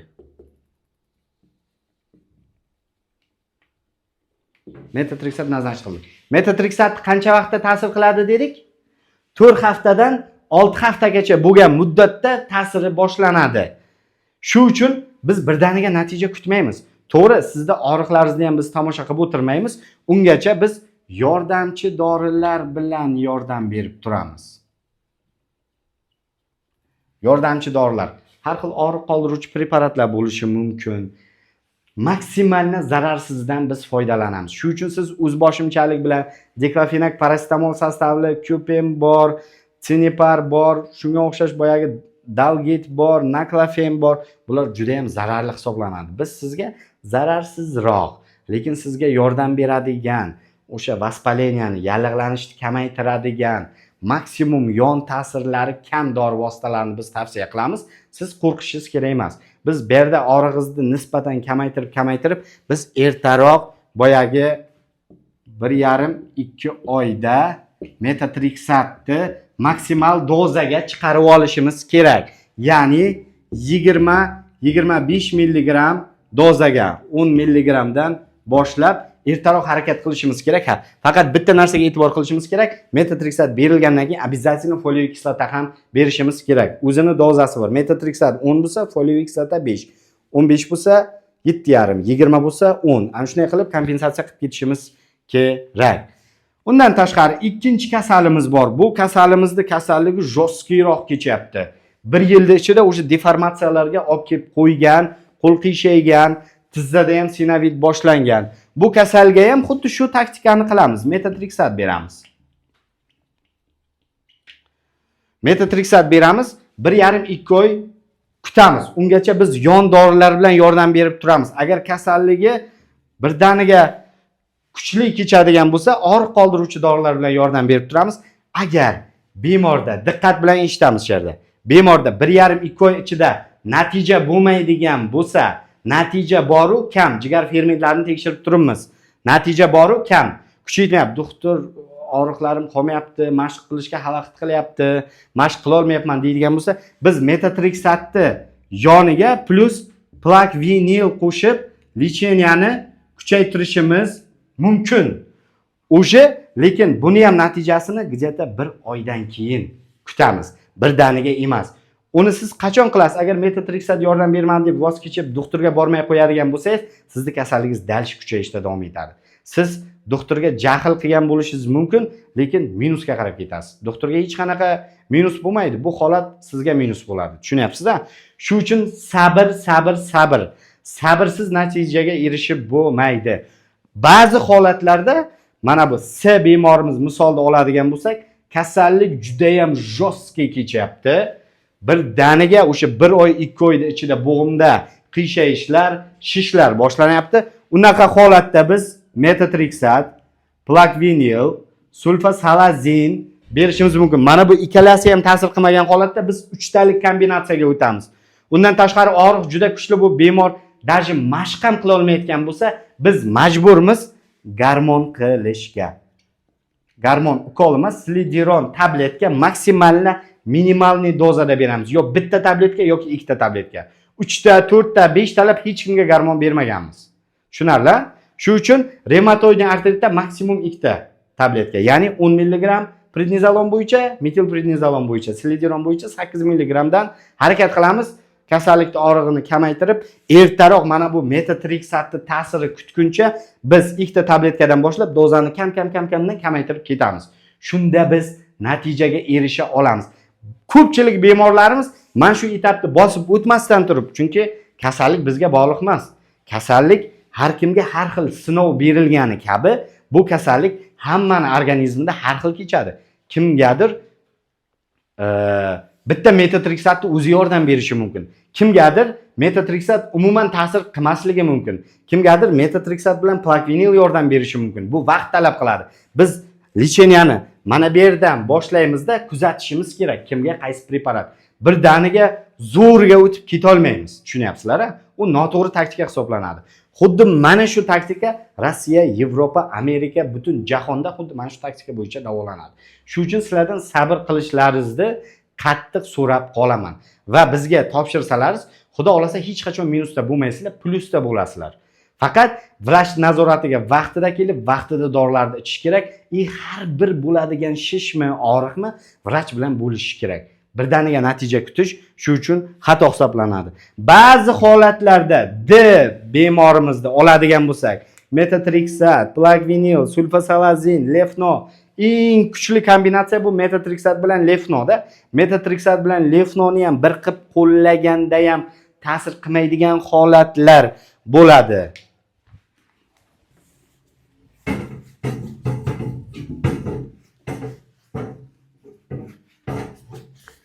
D bemorimiz uchun alohida to'xtalaylik. Kasallik juda ham virijinli kechadi. Birdaniga to'g'ri chiziqni o'zi yo'q.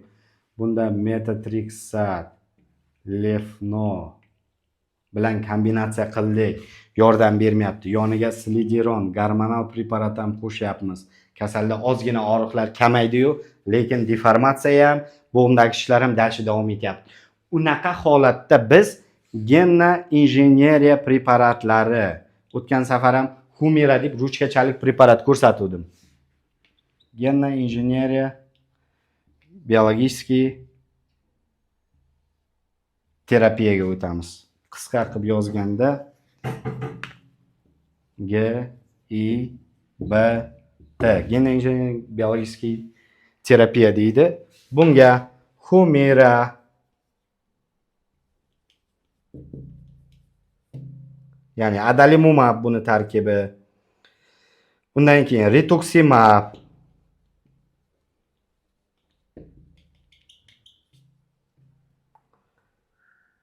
Actemra,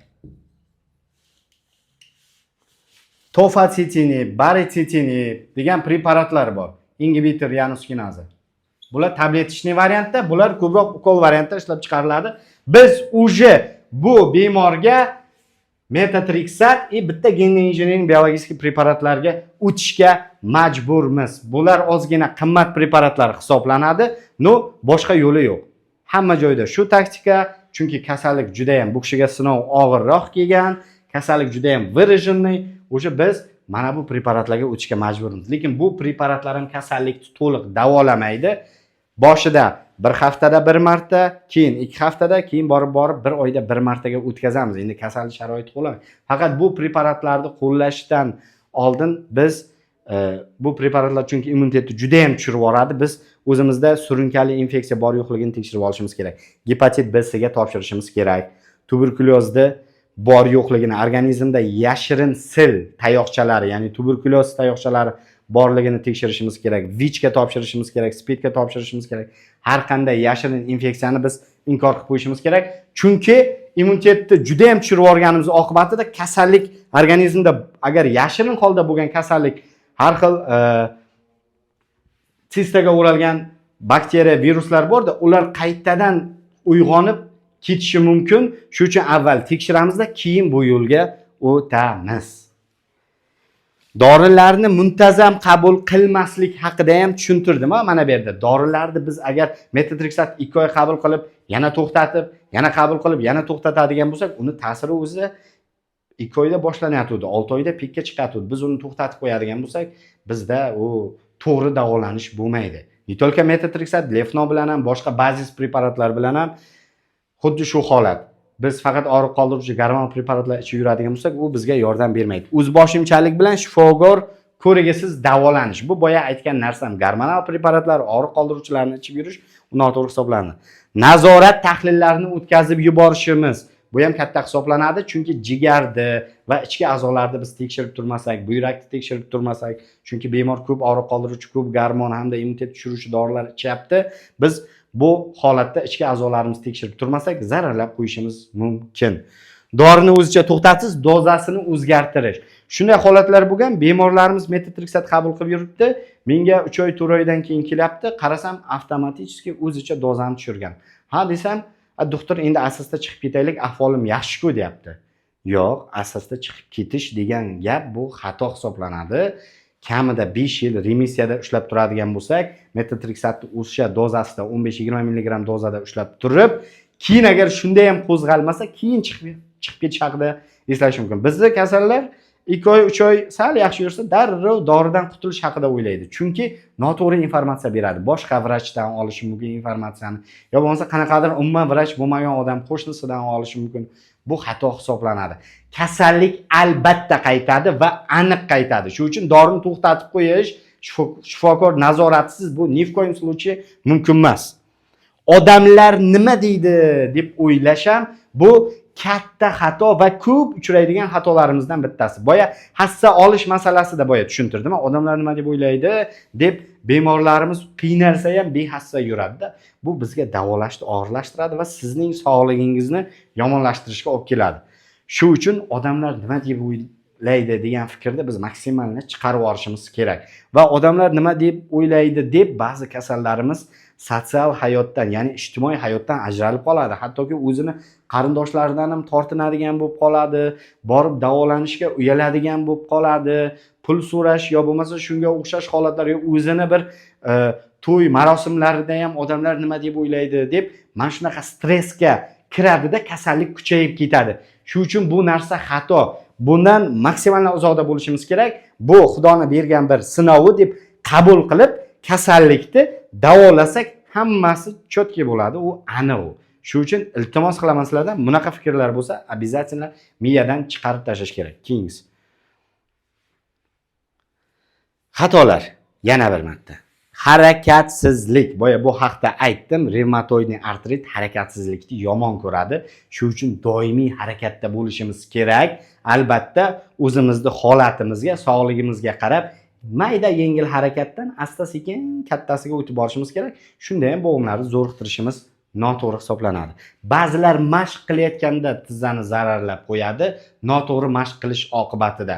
Shu uchun mashq qilishda ham juda e'tiborli bo'lasizlar va biz tashlagan videolarga qarab e'tiborli bo'lib, ehtiyot bo'lib mashq qilish tavsiya qilinadi. Metotrexatni 2-3 marta oladida to'xtatib qo'yadi. Bu bizda juda ko'p uchraydigan holat. Boyagi 80% patsientlar mana shu narsaga kiradi, mana shu xatoni qilib yuribdi. Unda metotrexatdan hech qanaqa natija ham bo'lmaydi, faqat puls ketgani qoladi.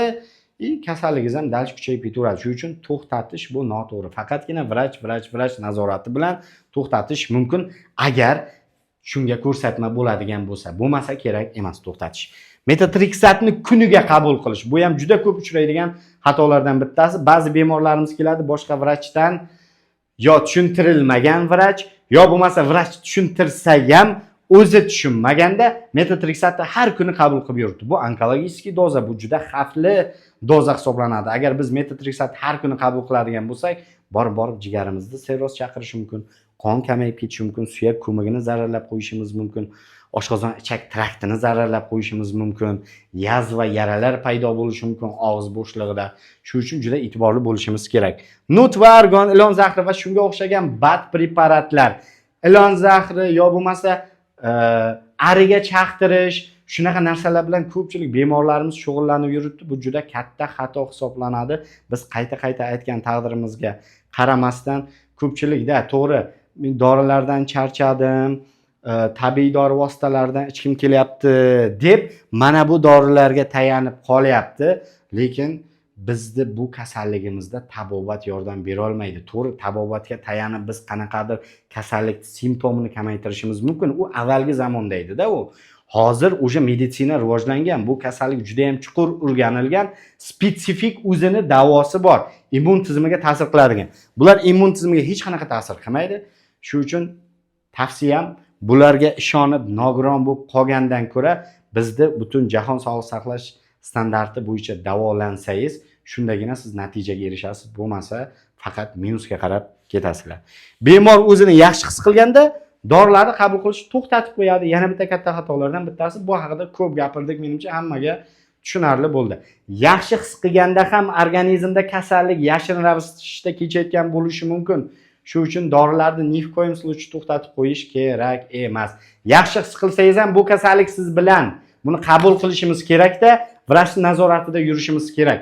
Shundagina hammasi yaxshi bo'ladi. Bu kasallik hech qayerga tark etmaydi sizni. Keyingisi. Endi hozir sizlarga yo'q, menimcha buni joylashtirilmagan. Hozir sizlarga o'sha bemorlarimiz bilan mana shu biz nazorat qilishga harakat qilyapmiz. Revmatoidni artrit kasalligini shogirdlarimiz telefon qilib chiqyapti.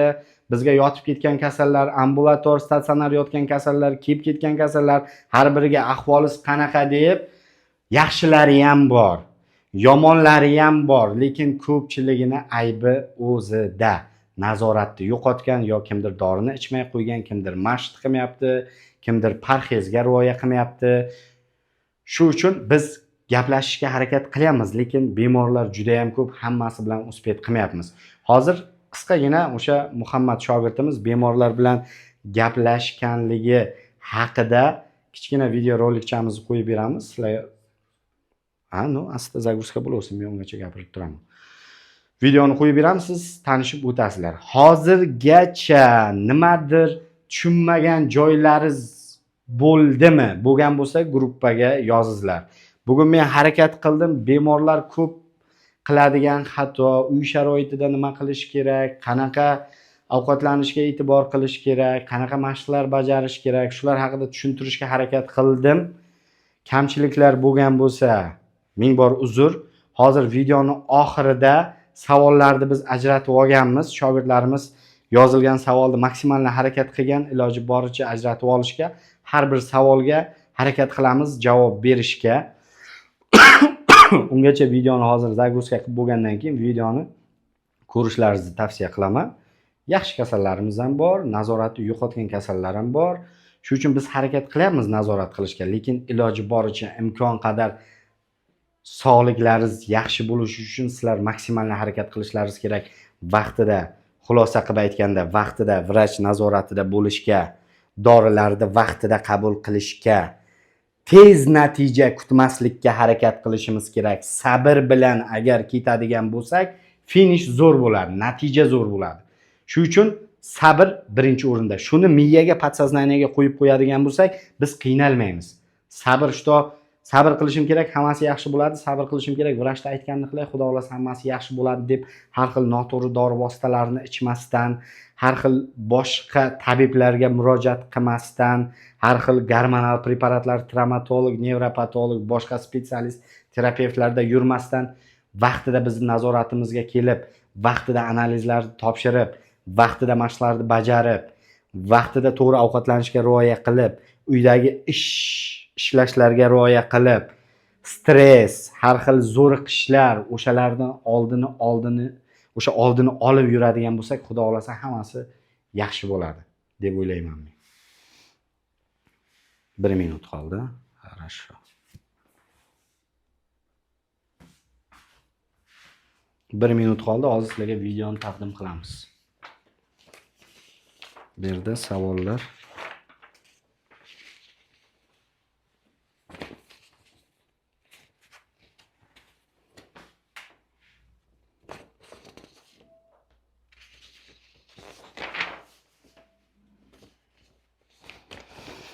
Shuning uchun har qanday revmatologik kasalligi bor tanishlaringiz bo'ladimi? Revmatoidni artrit, poliartritmi, artrozmi, suyak yemirilishi, aseptichniy nekroz kabi kasalliklar hozir juda ko'payib ketgan. Mana shu gormonlarni noto'g'ri qabul qilishimiz oqibatida suyak yemirishi kelib chiqyapti. Bunga ham o'zimiz sababchi yoki bo'lmasa noto'g'ri mutaxassisga borib qolganimiz sababchi bo'lib qolyapti. Vaqtida shunaqa kasallar kelganda vaqtida to'g'ri mutaxassisga murojaat qilib, vaqtida davolashni qancha erta boshlasangiz, shuncha erta natijaga erishamiz, xudo xolasa, va shuncha zo'r natijaga erishiladi. Shuning uchun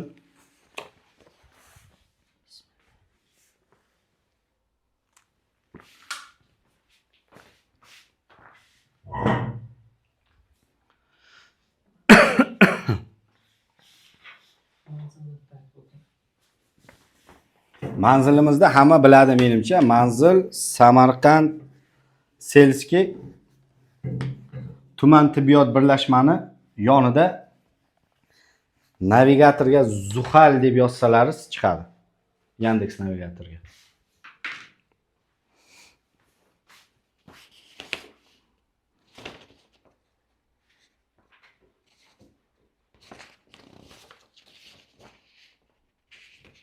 Ovoz bor.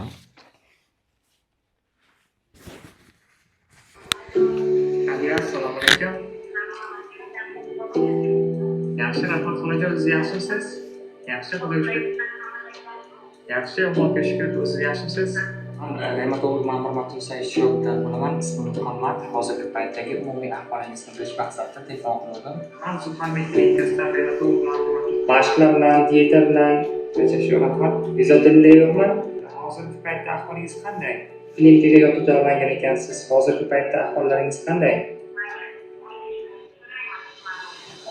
Yaxshi, doktor yaxshimi? Ayda doktor o'zi ayolga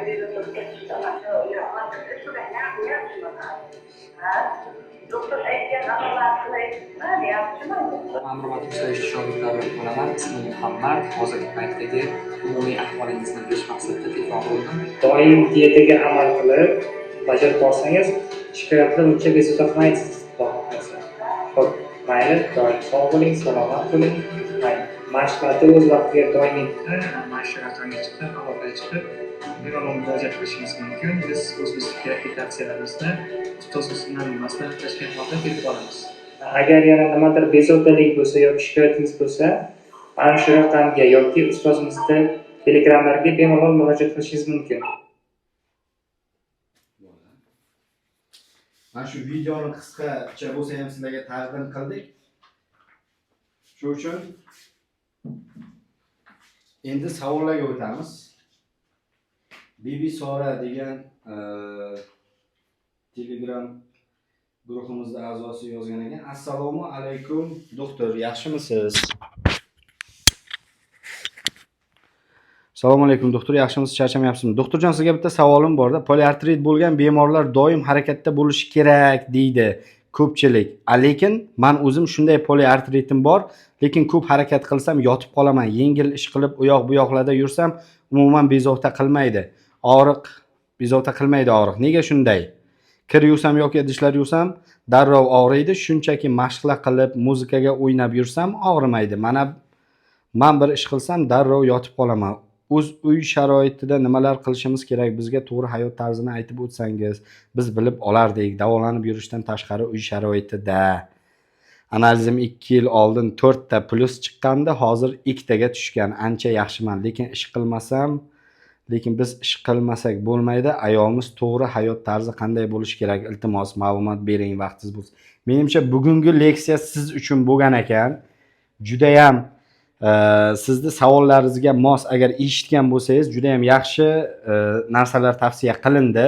Sizni holatingiz boyagi meni gaplarimni tasdiqlayapti. Agar biz ishlarni bo'lib og'ir ish qilmasdan yengil ishlarni o'zimizni kun tartibimizga planlashtirib qiladigan bo'lsak, kasallik bezovta qilmaydi. Albatta, siz adekvatni davolashda olib yurgan bo'lsangiz. Agar siz og'ir ishlar qiladigan bo'lsangiz, albatta bu bo'g'imlarga zo'riqish, kasallik hech qayerga yo'q bo'lib ketmaydi. Kasallikni faqat nazorat qilib turishimiz kerak. Og'ir ish degani boya ko'rsatganimdek og'ir yuklar, atak kir yuvish, boshqa ishlar qilish bemalol revmatoid artrit, poliartriti bor kasallarimiz. Meni o'zimda Xudoga shukr kasallarim bor. Har qanday uy sharoitidagi ayol kishi qiladigan ishlarni hammasini qila oladi. U kir yuvmaslik kerak degan tavsiya berilmaydi. Faqat kir yuvish kerak. O'zingizda ehtiyot qilgan holatda issiq suvga tayyorlab yuvish kerak-da. Конечно, sovuq suv bo'lgandan keyin ne только poliartriti bor kasal, boshqa sog'lom odam ham gripp bo'lib yoki sovuqqa reaksiyasi bo'lib organizmda boshqa kasallik kelib chiqishi mumkin. Shuning uchun bu yerda poliartriti bor bemorlarimiz qilayotgan ishlariga e'tiborli bo'lib, o'zini avaylaganda Xudoyim ham avaylaydi. Vaqtida dorilarni qabul qilib, vaqtida o'sha nagruzka bermasdan to'g'ri mashqlar bilan shug'ullanib, to'g'ri ovqatlanib yuradigan bo'lsa, bu hammasi yaxshi degani. Faqat biz analizga qarab bu 2 ta, 4 ta plus, 2 ta plus degani, bu gapingiz meni ozgina chalg'ityapti. Sizda revmatoid artrit balki bo'lmasligi mumkin, boshqa kasallik ham bo'lishi mumkin-da. Biz pluslarga qarab ishlamaymiz. U noto'g'ri hisoblanadi. Faqat laboratoriyaga qarab ishlash. Keyingisi Nigina Hamrakulova degan kasalimiz. Assalomu alaykum, yaxshimisizlar? Ertangi mavzu poliartrit haqida savollar bermoqchi edim. Birinchi savol: poliartrit va osteoartroz o'rtasida qanday farqlar bor? Bitta boyagi rasm, birinchi slayddagi rasm qo'ying-da, ikkinchisini. Chizishga hozir vaqt ketadi. Poliartrit bu autoimmun kasallik. Birinchi farqi, artroz esa autoimmun bo'lmagan, yallig'lanish bilan bog'liq bo'lmagan, degenerativna distrofiskiy zararlanish bilan kechadigan kasallik, ya'ni bo'g'imlarda qon aylanishi buzilishi hisobiga tog'ay hamda suyakni kengisi. Sinovial оболочка zararlanishi mumkin, tog'ay zararlanishi mumkin. Mana bu qismda tog'ay bo'ladi-da bo'g'imimizda. Artrozda mana shu tog'ay zararlanadi. Revmatoid artritda autoimmun hujayralar zararlagani uchun ne только tog'ay, balki avval suyak, bo'g'im xaltasi zararlanib, keyinchalik tog'ay zararlanib artrozga asorat berishi mumkin.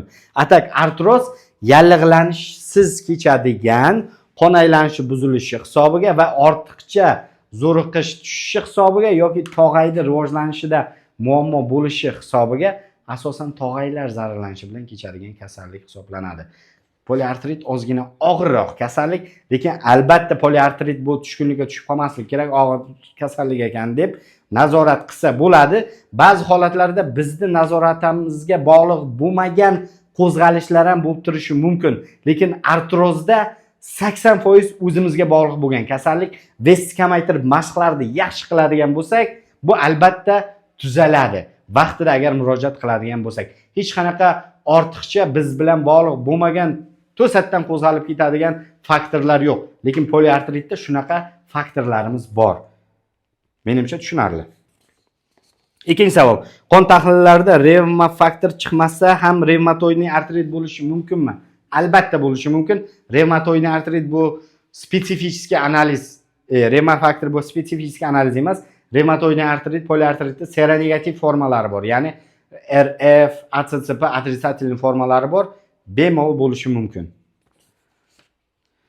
Nega revmatoidniy artrit ko'proq ayollarda uchraydi? Bu savolingizga boya ham javob berib o'tib ketdim. Hozir ham bitta eslatib o'tib ketamiz. Estrogen gormoni bilan, ya'ni ayollik gormoni bilan bog'liq.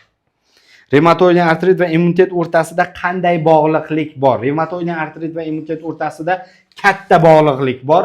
Chunki bizda aynan mana shu revmatoidniy artritga, poliartritga olib keladigan sababchi hujayralarimiz mana shu immun hujayralari, ya'ni immunitetimiz bo'ladi. Immunitetimiz prosta adashib javob berib qo'yadi, bo'g'imlarda adashib zararlab qo'yadi va shu holat dalshi takrorlanib ketaveradi. 5-savol. Poliartrit bilan umr davomida aktiv ishlash, sport bilan shug'ullanish mumkinmi? Albatta mumkin. Faqat qaysi sportlar tavsiya qilinmaydi? Og'ir atletika sportlari tavsiya qilinmaydi hamda boks, karate, har xil nima deydi, travma yetkazuvchi sportlar tavsiya qilinmaydi. Ko'proq gimnastika, suzish, yengil yugurish, hadba, skandinavskiy hadba bor. Ikkita palichkani olib biz yuramiz. Mana shu bu ham sport turi yuragimiz uchun, ne только yurak bo'g'imlarimiz uchun ham juda ham foydali hisoblanadi. Ko'proq mana shu sport turi tavsiya qilinadi. Bu kishining savollari tugan. Zarina Sharafiddinova degan bemorimiz. Assalomu alaykum, hurmatli gruppadoshlar, yaxshimisizlar? Doktor, osteoartroz bo'yicha ham dars bo'ladimi? Bu kasallik ham xavflimi? Men tuz deb o'ylasam, u yemirilish kasalligi ekanmi? Bu nimadan bo'ladi? Artroz kasalligi aytdim, yallig'lanish kasalligi emas, ko'proq tog'ayni yemirilishi.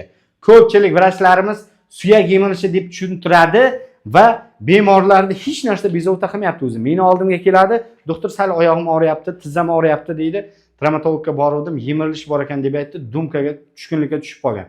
Kelaman, harakatini ko'raman, hech qanaqa vaspaleniya yo'q, harakatlari yaxshi. Lekin semirishda davom etaversa bu kasalimiz borib yallig'lanishga o'tib ketishi mumkin, sinovid rivojlanishi mumkin. Shuning uchun biz ko'proq osteoartroz kasalligi tuzalish ko'proq bemorlarimizga bog'liq. Xavfli kasallik emas.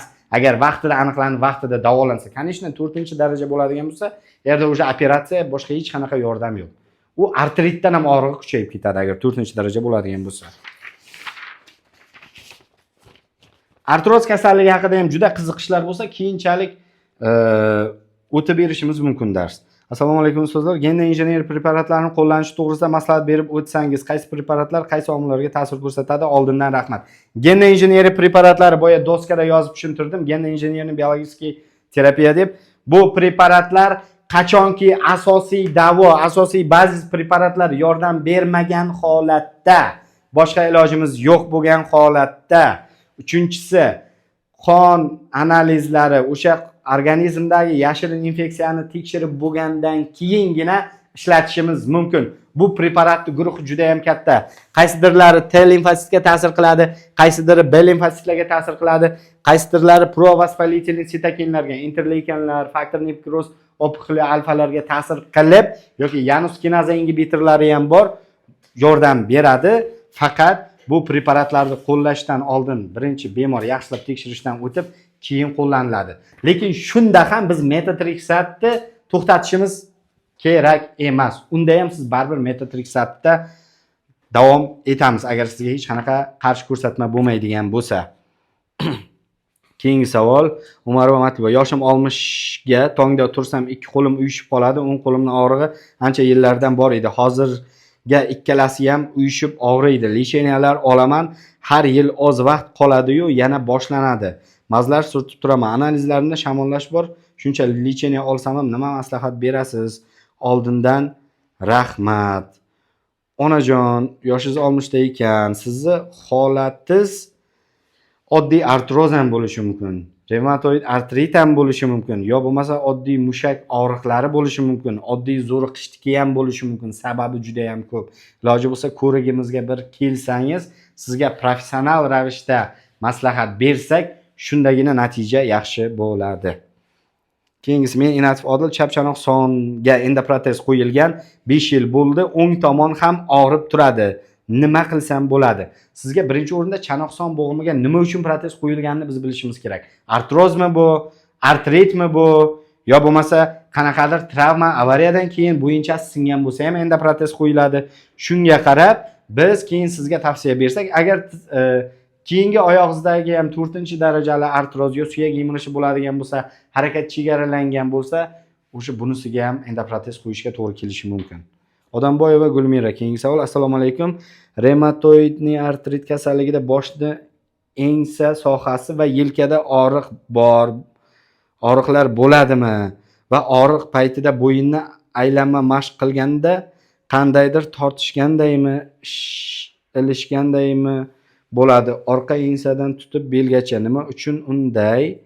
Yoki poliartrit kasalligi ensa sohasiga og'riq beradimi? Oldindan rahmat. Revmatoidni artrit, poliartrit kechki bosqichlarda, birdaniga emas, ko'pincha kechki bosqichlarda umurtqa pog'onasidan faqatgina bo'yin umurtqasini zararlaydi. Bel, ko'krak umurtqalari, do'mbozalarni zararlamaydi, ko'proq bo'yin umurtqasini zararlaydi. Sizning holatingizda poliartrit emas, boshqa kasallik bo'lishi mumkin. Siz ko'proq bel, bo'yin sohasidan shikoyat qilyapsiz-da. Agar bo'g'imlaringizda shikoyatingiz bo'lmasa, sizda boshqa kasallik bo'lishi mumkin. Siz bir ko'rikka keladigan bo'lsangiz, sizga yana ham aniq professional maslahat bersak, shunda to'g'ri bo'ladi. Nazigul Karim, assalomu alaykum doktor. Podagrada nima maslahat berasiz? Podagrada birinchi o'rinda dieta qilishimiz kerak. Dietasiz podagrani davolab bo'lmaydi. Chunki organizmga tashqaridan kiradigan mochavoy kislota miqdori oshgandan keyin uni natriyli tuzlari periferiyaga, bo'g'imlarga yig'ilib, tuz bo'lib, tofs bo'lib yig'ilib, bo'g'imda shunaqangi yemiradi, juda kuchli og'riq beradi bu kasallikda. Qizarib, ko'proq endi boylar kasali deydi. Masalan, ne tolka boylar, bu boshqa odamlarda ham rivojlanishi mumkin. Ko'proq mosh, loviya, no'xat, baliq hamda spirtli ichimliklarda har biri bu kasallikni qo'zg'atadi. Mana shulardan cheklab biz o'zini preparatlari bor. Bemorni ko'rganimizdan keyin u preparatlarni kasalligiga qarab beramiz. Xudo xolasa podagra sizni bezovta qilmaydi. Keyingi savol Xosiyat Arslonni. Assalomu alaykum doktor, yaxshimisiz? Men poliartritman. Eron prednizolonni ichib yuraman. Ichsam yaxshi yuraman. Ichmagan kunim hamma bo'g'inlarim 2-3 kun og'rib yuradi. Shuni qanday tashlasam bo'ladi debdi. Boya aytgan narsam. Revmatoidni artritda butun badan, hamma bo'g'im og'rimaydi. Aynan mana shu gormonni noto'g'ri ishlatish payti og'riq bo'ladi. Siz mana qarang. Eron prednizolonni ichib yuraman, to'xtatsam sirasi. Chunki organizmda o'zi zavisimlik bor, gormonga bog'liqlik bor. Siz nima deydi? Qo'pol qilib aytganda narkomanlar narkotik talab qiladi-ku, bu yerda ham xuddi shunaqa holat bo'lyapti. Buni kiritsak yaxshisiz, olib tashlasa yomonsiz. Chunki sizni o'zingizda buyrak usti bezingizda kortizol ishlab chiqarish buzilgan. Buni albatta kasallikda asosiy dorilarni berib, asta-sekin dozani kamaytirib chiqib ketishimiz kerak. Siz juda ham xato, noto'g'ri lecheniyada yuribsiz hozir. Kasallikda asosiy davolarni metotrexat, lefno preparatlarini sizga berishni boshlaymiz. Ma'lum bir vaqt ichida bu preparatlar ta'sir qilishni boshlagandan keyingina biz prednizolondan chiqishga harakat qilishimiz kerak. Oxirgi savollarimiz. Assalomu alaykum. Qon quyuqligiga nima tavsiya qilasiz? Qon quyuqligiga tabiiy dori vositalaridan biz nima tavsiya qilishimiz mumkin? Limon tavsiya qilishimiz mumkin, 40 bo'g'im tavsiya qilishimiz mumkin. Yo bo'lmasa boshqa tabobat ilmiga qaraydigan bo'lsak, biz u darajada hali tabobat ilmini chuqur bilmaymiz. Bunda o'qib ko'rib keyin tavsiya bersak bo'ladi, lekin dori vositalaridan endi qon quyuq bo'lishiga sabab birinchi o'rinda biz tabiiy ravishda harakatni ko'paytirishimiz kerak, ko'proq suyuqlik ichishimiz kerak. Mana shu yo'llarda qilganda ham qonimiz suyuqlanmasa, antikoagulyant dori vositalari bor. Geparin, kleksan dori vositalari, trombopol, antiagregantlar bor, kurantil bor, tarkibi dipiridamol, sasudistli qon suyultiruvchi preparatlar. Shu preparatlar bilan qon suyultirishimiz mumkin. Lekin albatta avval vrach ko'rigidan o'tgan holatda keyin tavsiya bersak yana ham to'g'ri bo'ladi. Keyingi savol. Assalomu alaykum doktor. Menda poliartrit kasalligi boshlandi, aniqlanganiga 3 oy bo'ldi. Lecheniya oldim, hozir sal qoldi. Og'riqlar, uyda o'tirsam, ko'p yurmasam yaxshiman, ko'p yurib, ko'p tik oyoqda tursam og'riqlar kuchayib ketadi. Zirqirab og'riydi. Qanaqa lecheniya qilsam bo'ladi? Javobingiz uchun oldindan rahmat.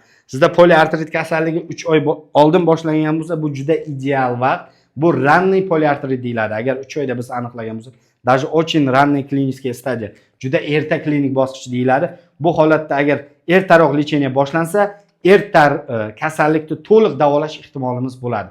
Lekin avval sizni ko'rgandan keyin biz lecheniyani boshlashimiz kerak. Hozir men sizga ham poliartrit, sizni ikki og'iz gapingizga ishonib poliartrit bor ekan deb metotrexat, foliy kislota yozib bersam, sizda agar neday poliartrit bo'lmaydigan bo'lsa, kimdir noto'g'ri diagnoz qo'yadigan bo'lsa, bu preparat sizni immunitetingizni tushirib yuborib, ikkinchi boshqa kasalliklarni tug'dirib qo'yishi mumkin. Ya'ni qosh qo'yaman deb ko'zni chiqarib qo'yishimiz mumkin. Shuning uchun hech qachon o'zboshimchalik bilan diagnoz qo'yilib, o'zboshimchalik bilan lecheniya boshlanmaydi. Bizda revmatologik kasalliklar обязательно vrach ko'rigiga kelish kerak. Kelmasdan turib onlayn davolanish bu xato hisoblanadi. Assalomu alaykum. O'ng qo'limni birinchi barmoq usti bilagimgacha qattiq og'riydi. Sababi nimada? Bu ham poliartritmi yoki?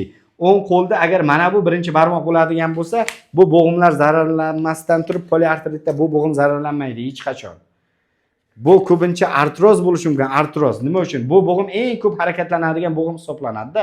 Ko'pincha shu bo'g'imni payini biz zararlab qo'yamiz va travma qilib qo'yamiz. Shuning uchun bu bo'g'im og'riydi. Artroz kasalligida ko'pincha bu holat bo'ladi yoki travma hisobiga ham bo'lishi mumkin. Keyingi oxirgi savol. Assalomu alaykum Ma'murjon o'g'lim, yaxshimisiz? Onajoningiz, bolajonlaringiz yaxshimi? Ma'murjon o'g'lim, men ham revmatoid poliartrit kasaliman, bilasiz. Sizni davolanib, uyga ham siz yozgan lecheniyalarni olib, Xudoga shukr, ancha yaxshiman. Lekin savolim bor. Sal yomon gap eshitsam yoki ziqlansam, asabiylashib, qaltirab qolyapman. Hattoki qo'limdan telefonim ham tushib ketadi. Shu qaltirash nimadan? Poliartrit kasalligiga bog'liqmi? Shu narsa yana savolim, o'ng buksamga piyoladek joyga og'riq bor. U nimadan? Belimda grijam bor-ku, shu grijadanmi yoki poliartrit kasalligimda bu havoga bulut chiqsa qo'llarim, belim og'riydi. Nimadan bo'lishi mumkin? Javob uchun oldindan rahmat. Kattakon rahmat. Biz bemorlar hamisha duodamiz. Ilohim, tanijoningiz sog' bo'lib, ota, onajoningiz va bolajonlar baxtiga omon bo'ling. Sizdek shifokorlar ko'paysin. Xudo kuch-quvvat bersin. Katta rahmat.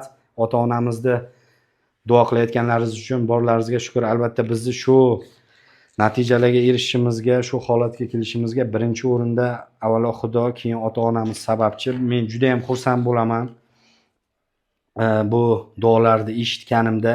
Onajon, sizni holatingizga kelsak, bu menimcha urgutlik bemorimiz. Albatta stress bu holatga, bu kasallikning rivojlanishiga katta ta'sir ko'rsatadi. Undan tashqari sizda nevroz holati rivojlangan bo'lishi mumkin. Bu holatda qo'llar qaltiraydi. Bu ko'pincha poliartritdan emas, o'sha nevrozdan bo'ladi, aynan asabiyda qo'zg'alish. Agar poliartritdan bo'lganda edi, sizda asabiylashishda emas, постоянно og'riqlar kuzatilardi. Dumba sohasidagi piyoladik og'riq bu yo sizda chanoqson bo'g'imi zararlangan bo'lishi mumkin yoki bo'lmasa grijangizdan ham bo'lishi mumkin. Onasiz ko'p bizni ko'rikka anchadan beri kelganingiz yo'q. Men sizga aytganman, sharoitingiz bo'lmasa ham ko'rikka kelishingiz kerak, обязательно. Biz bepul ko'rik bo'lsa ham sizga tashkillashtirib berib, biz sizni davolashga harakat qilamiz. Shunda yaxshi bo'ladi. Ko'rikka обязательно kelish kerak. Chunki ko'riksiz siz bir marta keldingiz, повторный осмотрga, undan keyin kelganingiz yo'q. Обязательно bu ko'rikdan o'tmasangiz kasallik dalsha rivojlanib ketaveradi. Siz har doim metotrexatda yurganingiz bilan biz jigaringizni tekshirib turishimiz kerak. Balkim metotrexatning kuchi yetmayotgan bo'lishi mumkin. Qo'shimcha dorilar tavsiya qilishimiz kerak bo'lishi mumkin. Shuning uchun обязательно biz ko'rigimizga kelganingizdan keyin sizga yana ham professional maslahat beramiz. Xudo xolasa hammasi yaxshi bo'ladi. Albatta kasallik orqaga chekinadi. Savollar shu ekan. Video YouTube'ga joylandi. Mana bu. Assalomu alaykum doktor. Sog' salomatmisiz? Men sizlarda osteoartroz kasalligi bilan davolanib chiqdim. 10 kundan keyin ko'ringizga bordim. Ancha yaxshiman. Demoqchimanki, men bu kasallik bilan umrim davomida davolanamanmi yoki aytgan vaqtingizda davolansam yaxshi bo'lib ketamanmi? Agar bizda artroz kasalligi bo'ladigan bo'lsa, u 4-daraja bo'lmagan bo'lsa, 2, 3, 1-darajalar bo'ladigan bo'lsa, bizni tavsiyalarimizga konkretni yaxshi rioya qilib, o'zingiz uchun vaqtida davolanib, vaqtida mashqlarni bajaradigan bo'lsangiz, bu kasallik xudo xolasa sizni tark etadi. Nasib bo'lsa bezovta qilmaydi. Poliartritga o'xshab qayta-qayta qo'zg'almaydi, xudo xohlasa. Yana bormi savollar? Assalomu alaykum, doktor. Men qo'limni suvga ursam og'riydi, cho'milsam 2 yoz 3 kun hamma joyim qaqshaydi. Sizga yo nerv tizimida kasallik bo'lishi mumkin, mushaklaringizda bo'lishi mumkin, yoki shu sovuq suvga nisbatan sezgirlik baland bo'lishi ham mumkin. Bir kelsangiz, xudo xolasa konkretni aniq maslahat bersak bo'ladi. Assalomu alaykum doktor, o'g'lim 9 yosh, 4 yoshda revmatoid artrit diagnozi qo'yilgan, 3 yil har 20 kunga bitsilin olamiz. Oldindan rahmat. Opajon, siz juda katta xatoni qilib yuribsiz. Revmatoid artrit tashxisi qo'yilgan bo'lsa, bitsilin qilinmaydi. Bu juda ham katta xato hisoblanadi. Bitsilin qaysi kasallikda? O'kini shogirdimiz leksiya o'qidi. Revmatizm kasalligida kasallik qo'zg'alamasligi uchun profilaktika maqsadida qilinadi. Agar revmatizm diagnozi tasdiqlansa shunday ham. Hozir bizda juda ko'p bemorlarimiz, ba'zi shifokorlarimiz ham revmatizm endi spetsialist bo'lmagan, revmatolog bo'lmagan shifokorlarimiz ham, terapevtlar, travmatologlar, nevropatologlar yo boshqa pediatrlar revmatizm bilan poliartritni chalkashtirib qo'yapti. Bo'g'imi og'risa, revmaprobasi plus bo'lsa, hammaga podrяд revmatoid artrit yo revmatizm diagnozi qo'yilib, bitsilin назначить qilinadi. Bu katta xato hisoblanadi. Assalomu alaykum, chat tizamda og'riq bor, 1 yildan beri kalsiy yozib bergan edi doktor. Ancha og'riq qolgan edi, yana boshlangan og'riqlar, shipora ham bor. Chap tizangizda og'riq bo'ladigan bo'lsa, birdaniga kalsiy yozib berish bu xato. Bizda hozir juda ham ko'p uchrayapti. Bo'g'imlardagi og'riqni kalsiy bilan bog'lash bu xato hisoblanadi. Avval kalsiyni qondagi miqdorini tekshirib, moyillik bo'lsa keyin berish kerak. Kalsiy bo'g'imlarni davolamaydi. To'g'ri, mustahkamligini saqlashi mumkin. Lekin sizda qandaydir alohida kasallik bo'ladigan bo'lsa, siz kasalligingiz uchun davolanishingiz kerak. Kalsiy ichish tavsiya qilinmaydi. Keyingi savol. Amir aka, revmatizm kasalligini asalari chaqtirish orqali davolasa bo'ladimi? Bu narsani boya aytdim men, bu eng katta xato hisoblanadi. Hech qanaqa davolashga ahamiyati yo'q bu narsani. Qanday darajasini aniqlaysiz? Ozgina tushuntirib keting, iltimos. Nimani darajasini? Yuqoriroqda artrozni darajasimi? Kasallik agar artrozi darajasi bo'lsa, biz rentgenga qarab, bo'g'imning harakatiga qarab artroz darajasini aniqlaymiz. Revmatoid artrit bo'ladigan bo'lsa, ham rentgen, ham kasallikni kechishi, qachon boshlanganligi, birinchi bo'g'im og'riqlari, shunga qarab kasallikni faollik darajasini va kasallikni kechish darajasini aniqlaymiz biz poliartritda. Salom doktor, sovuq tushdi, oyoq qo'lim og'riyapti. Qo'limda usti og'riyapti.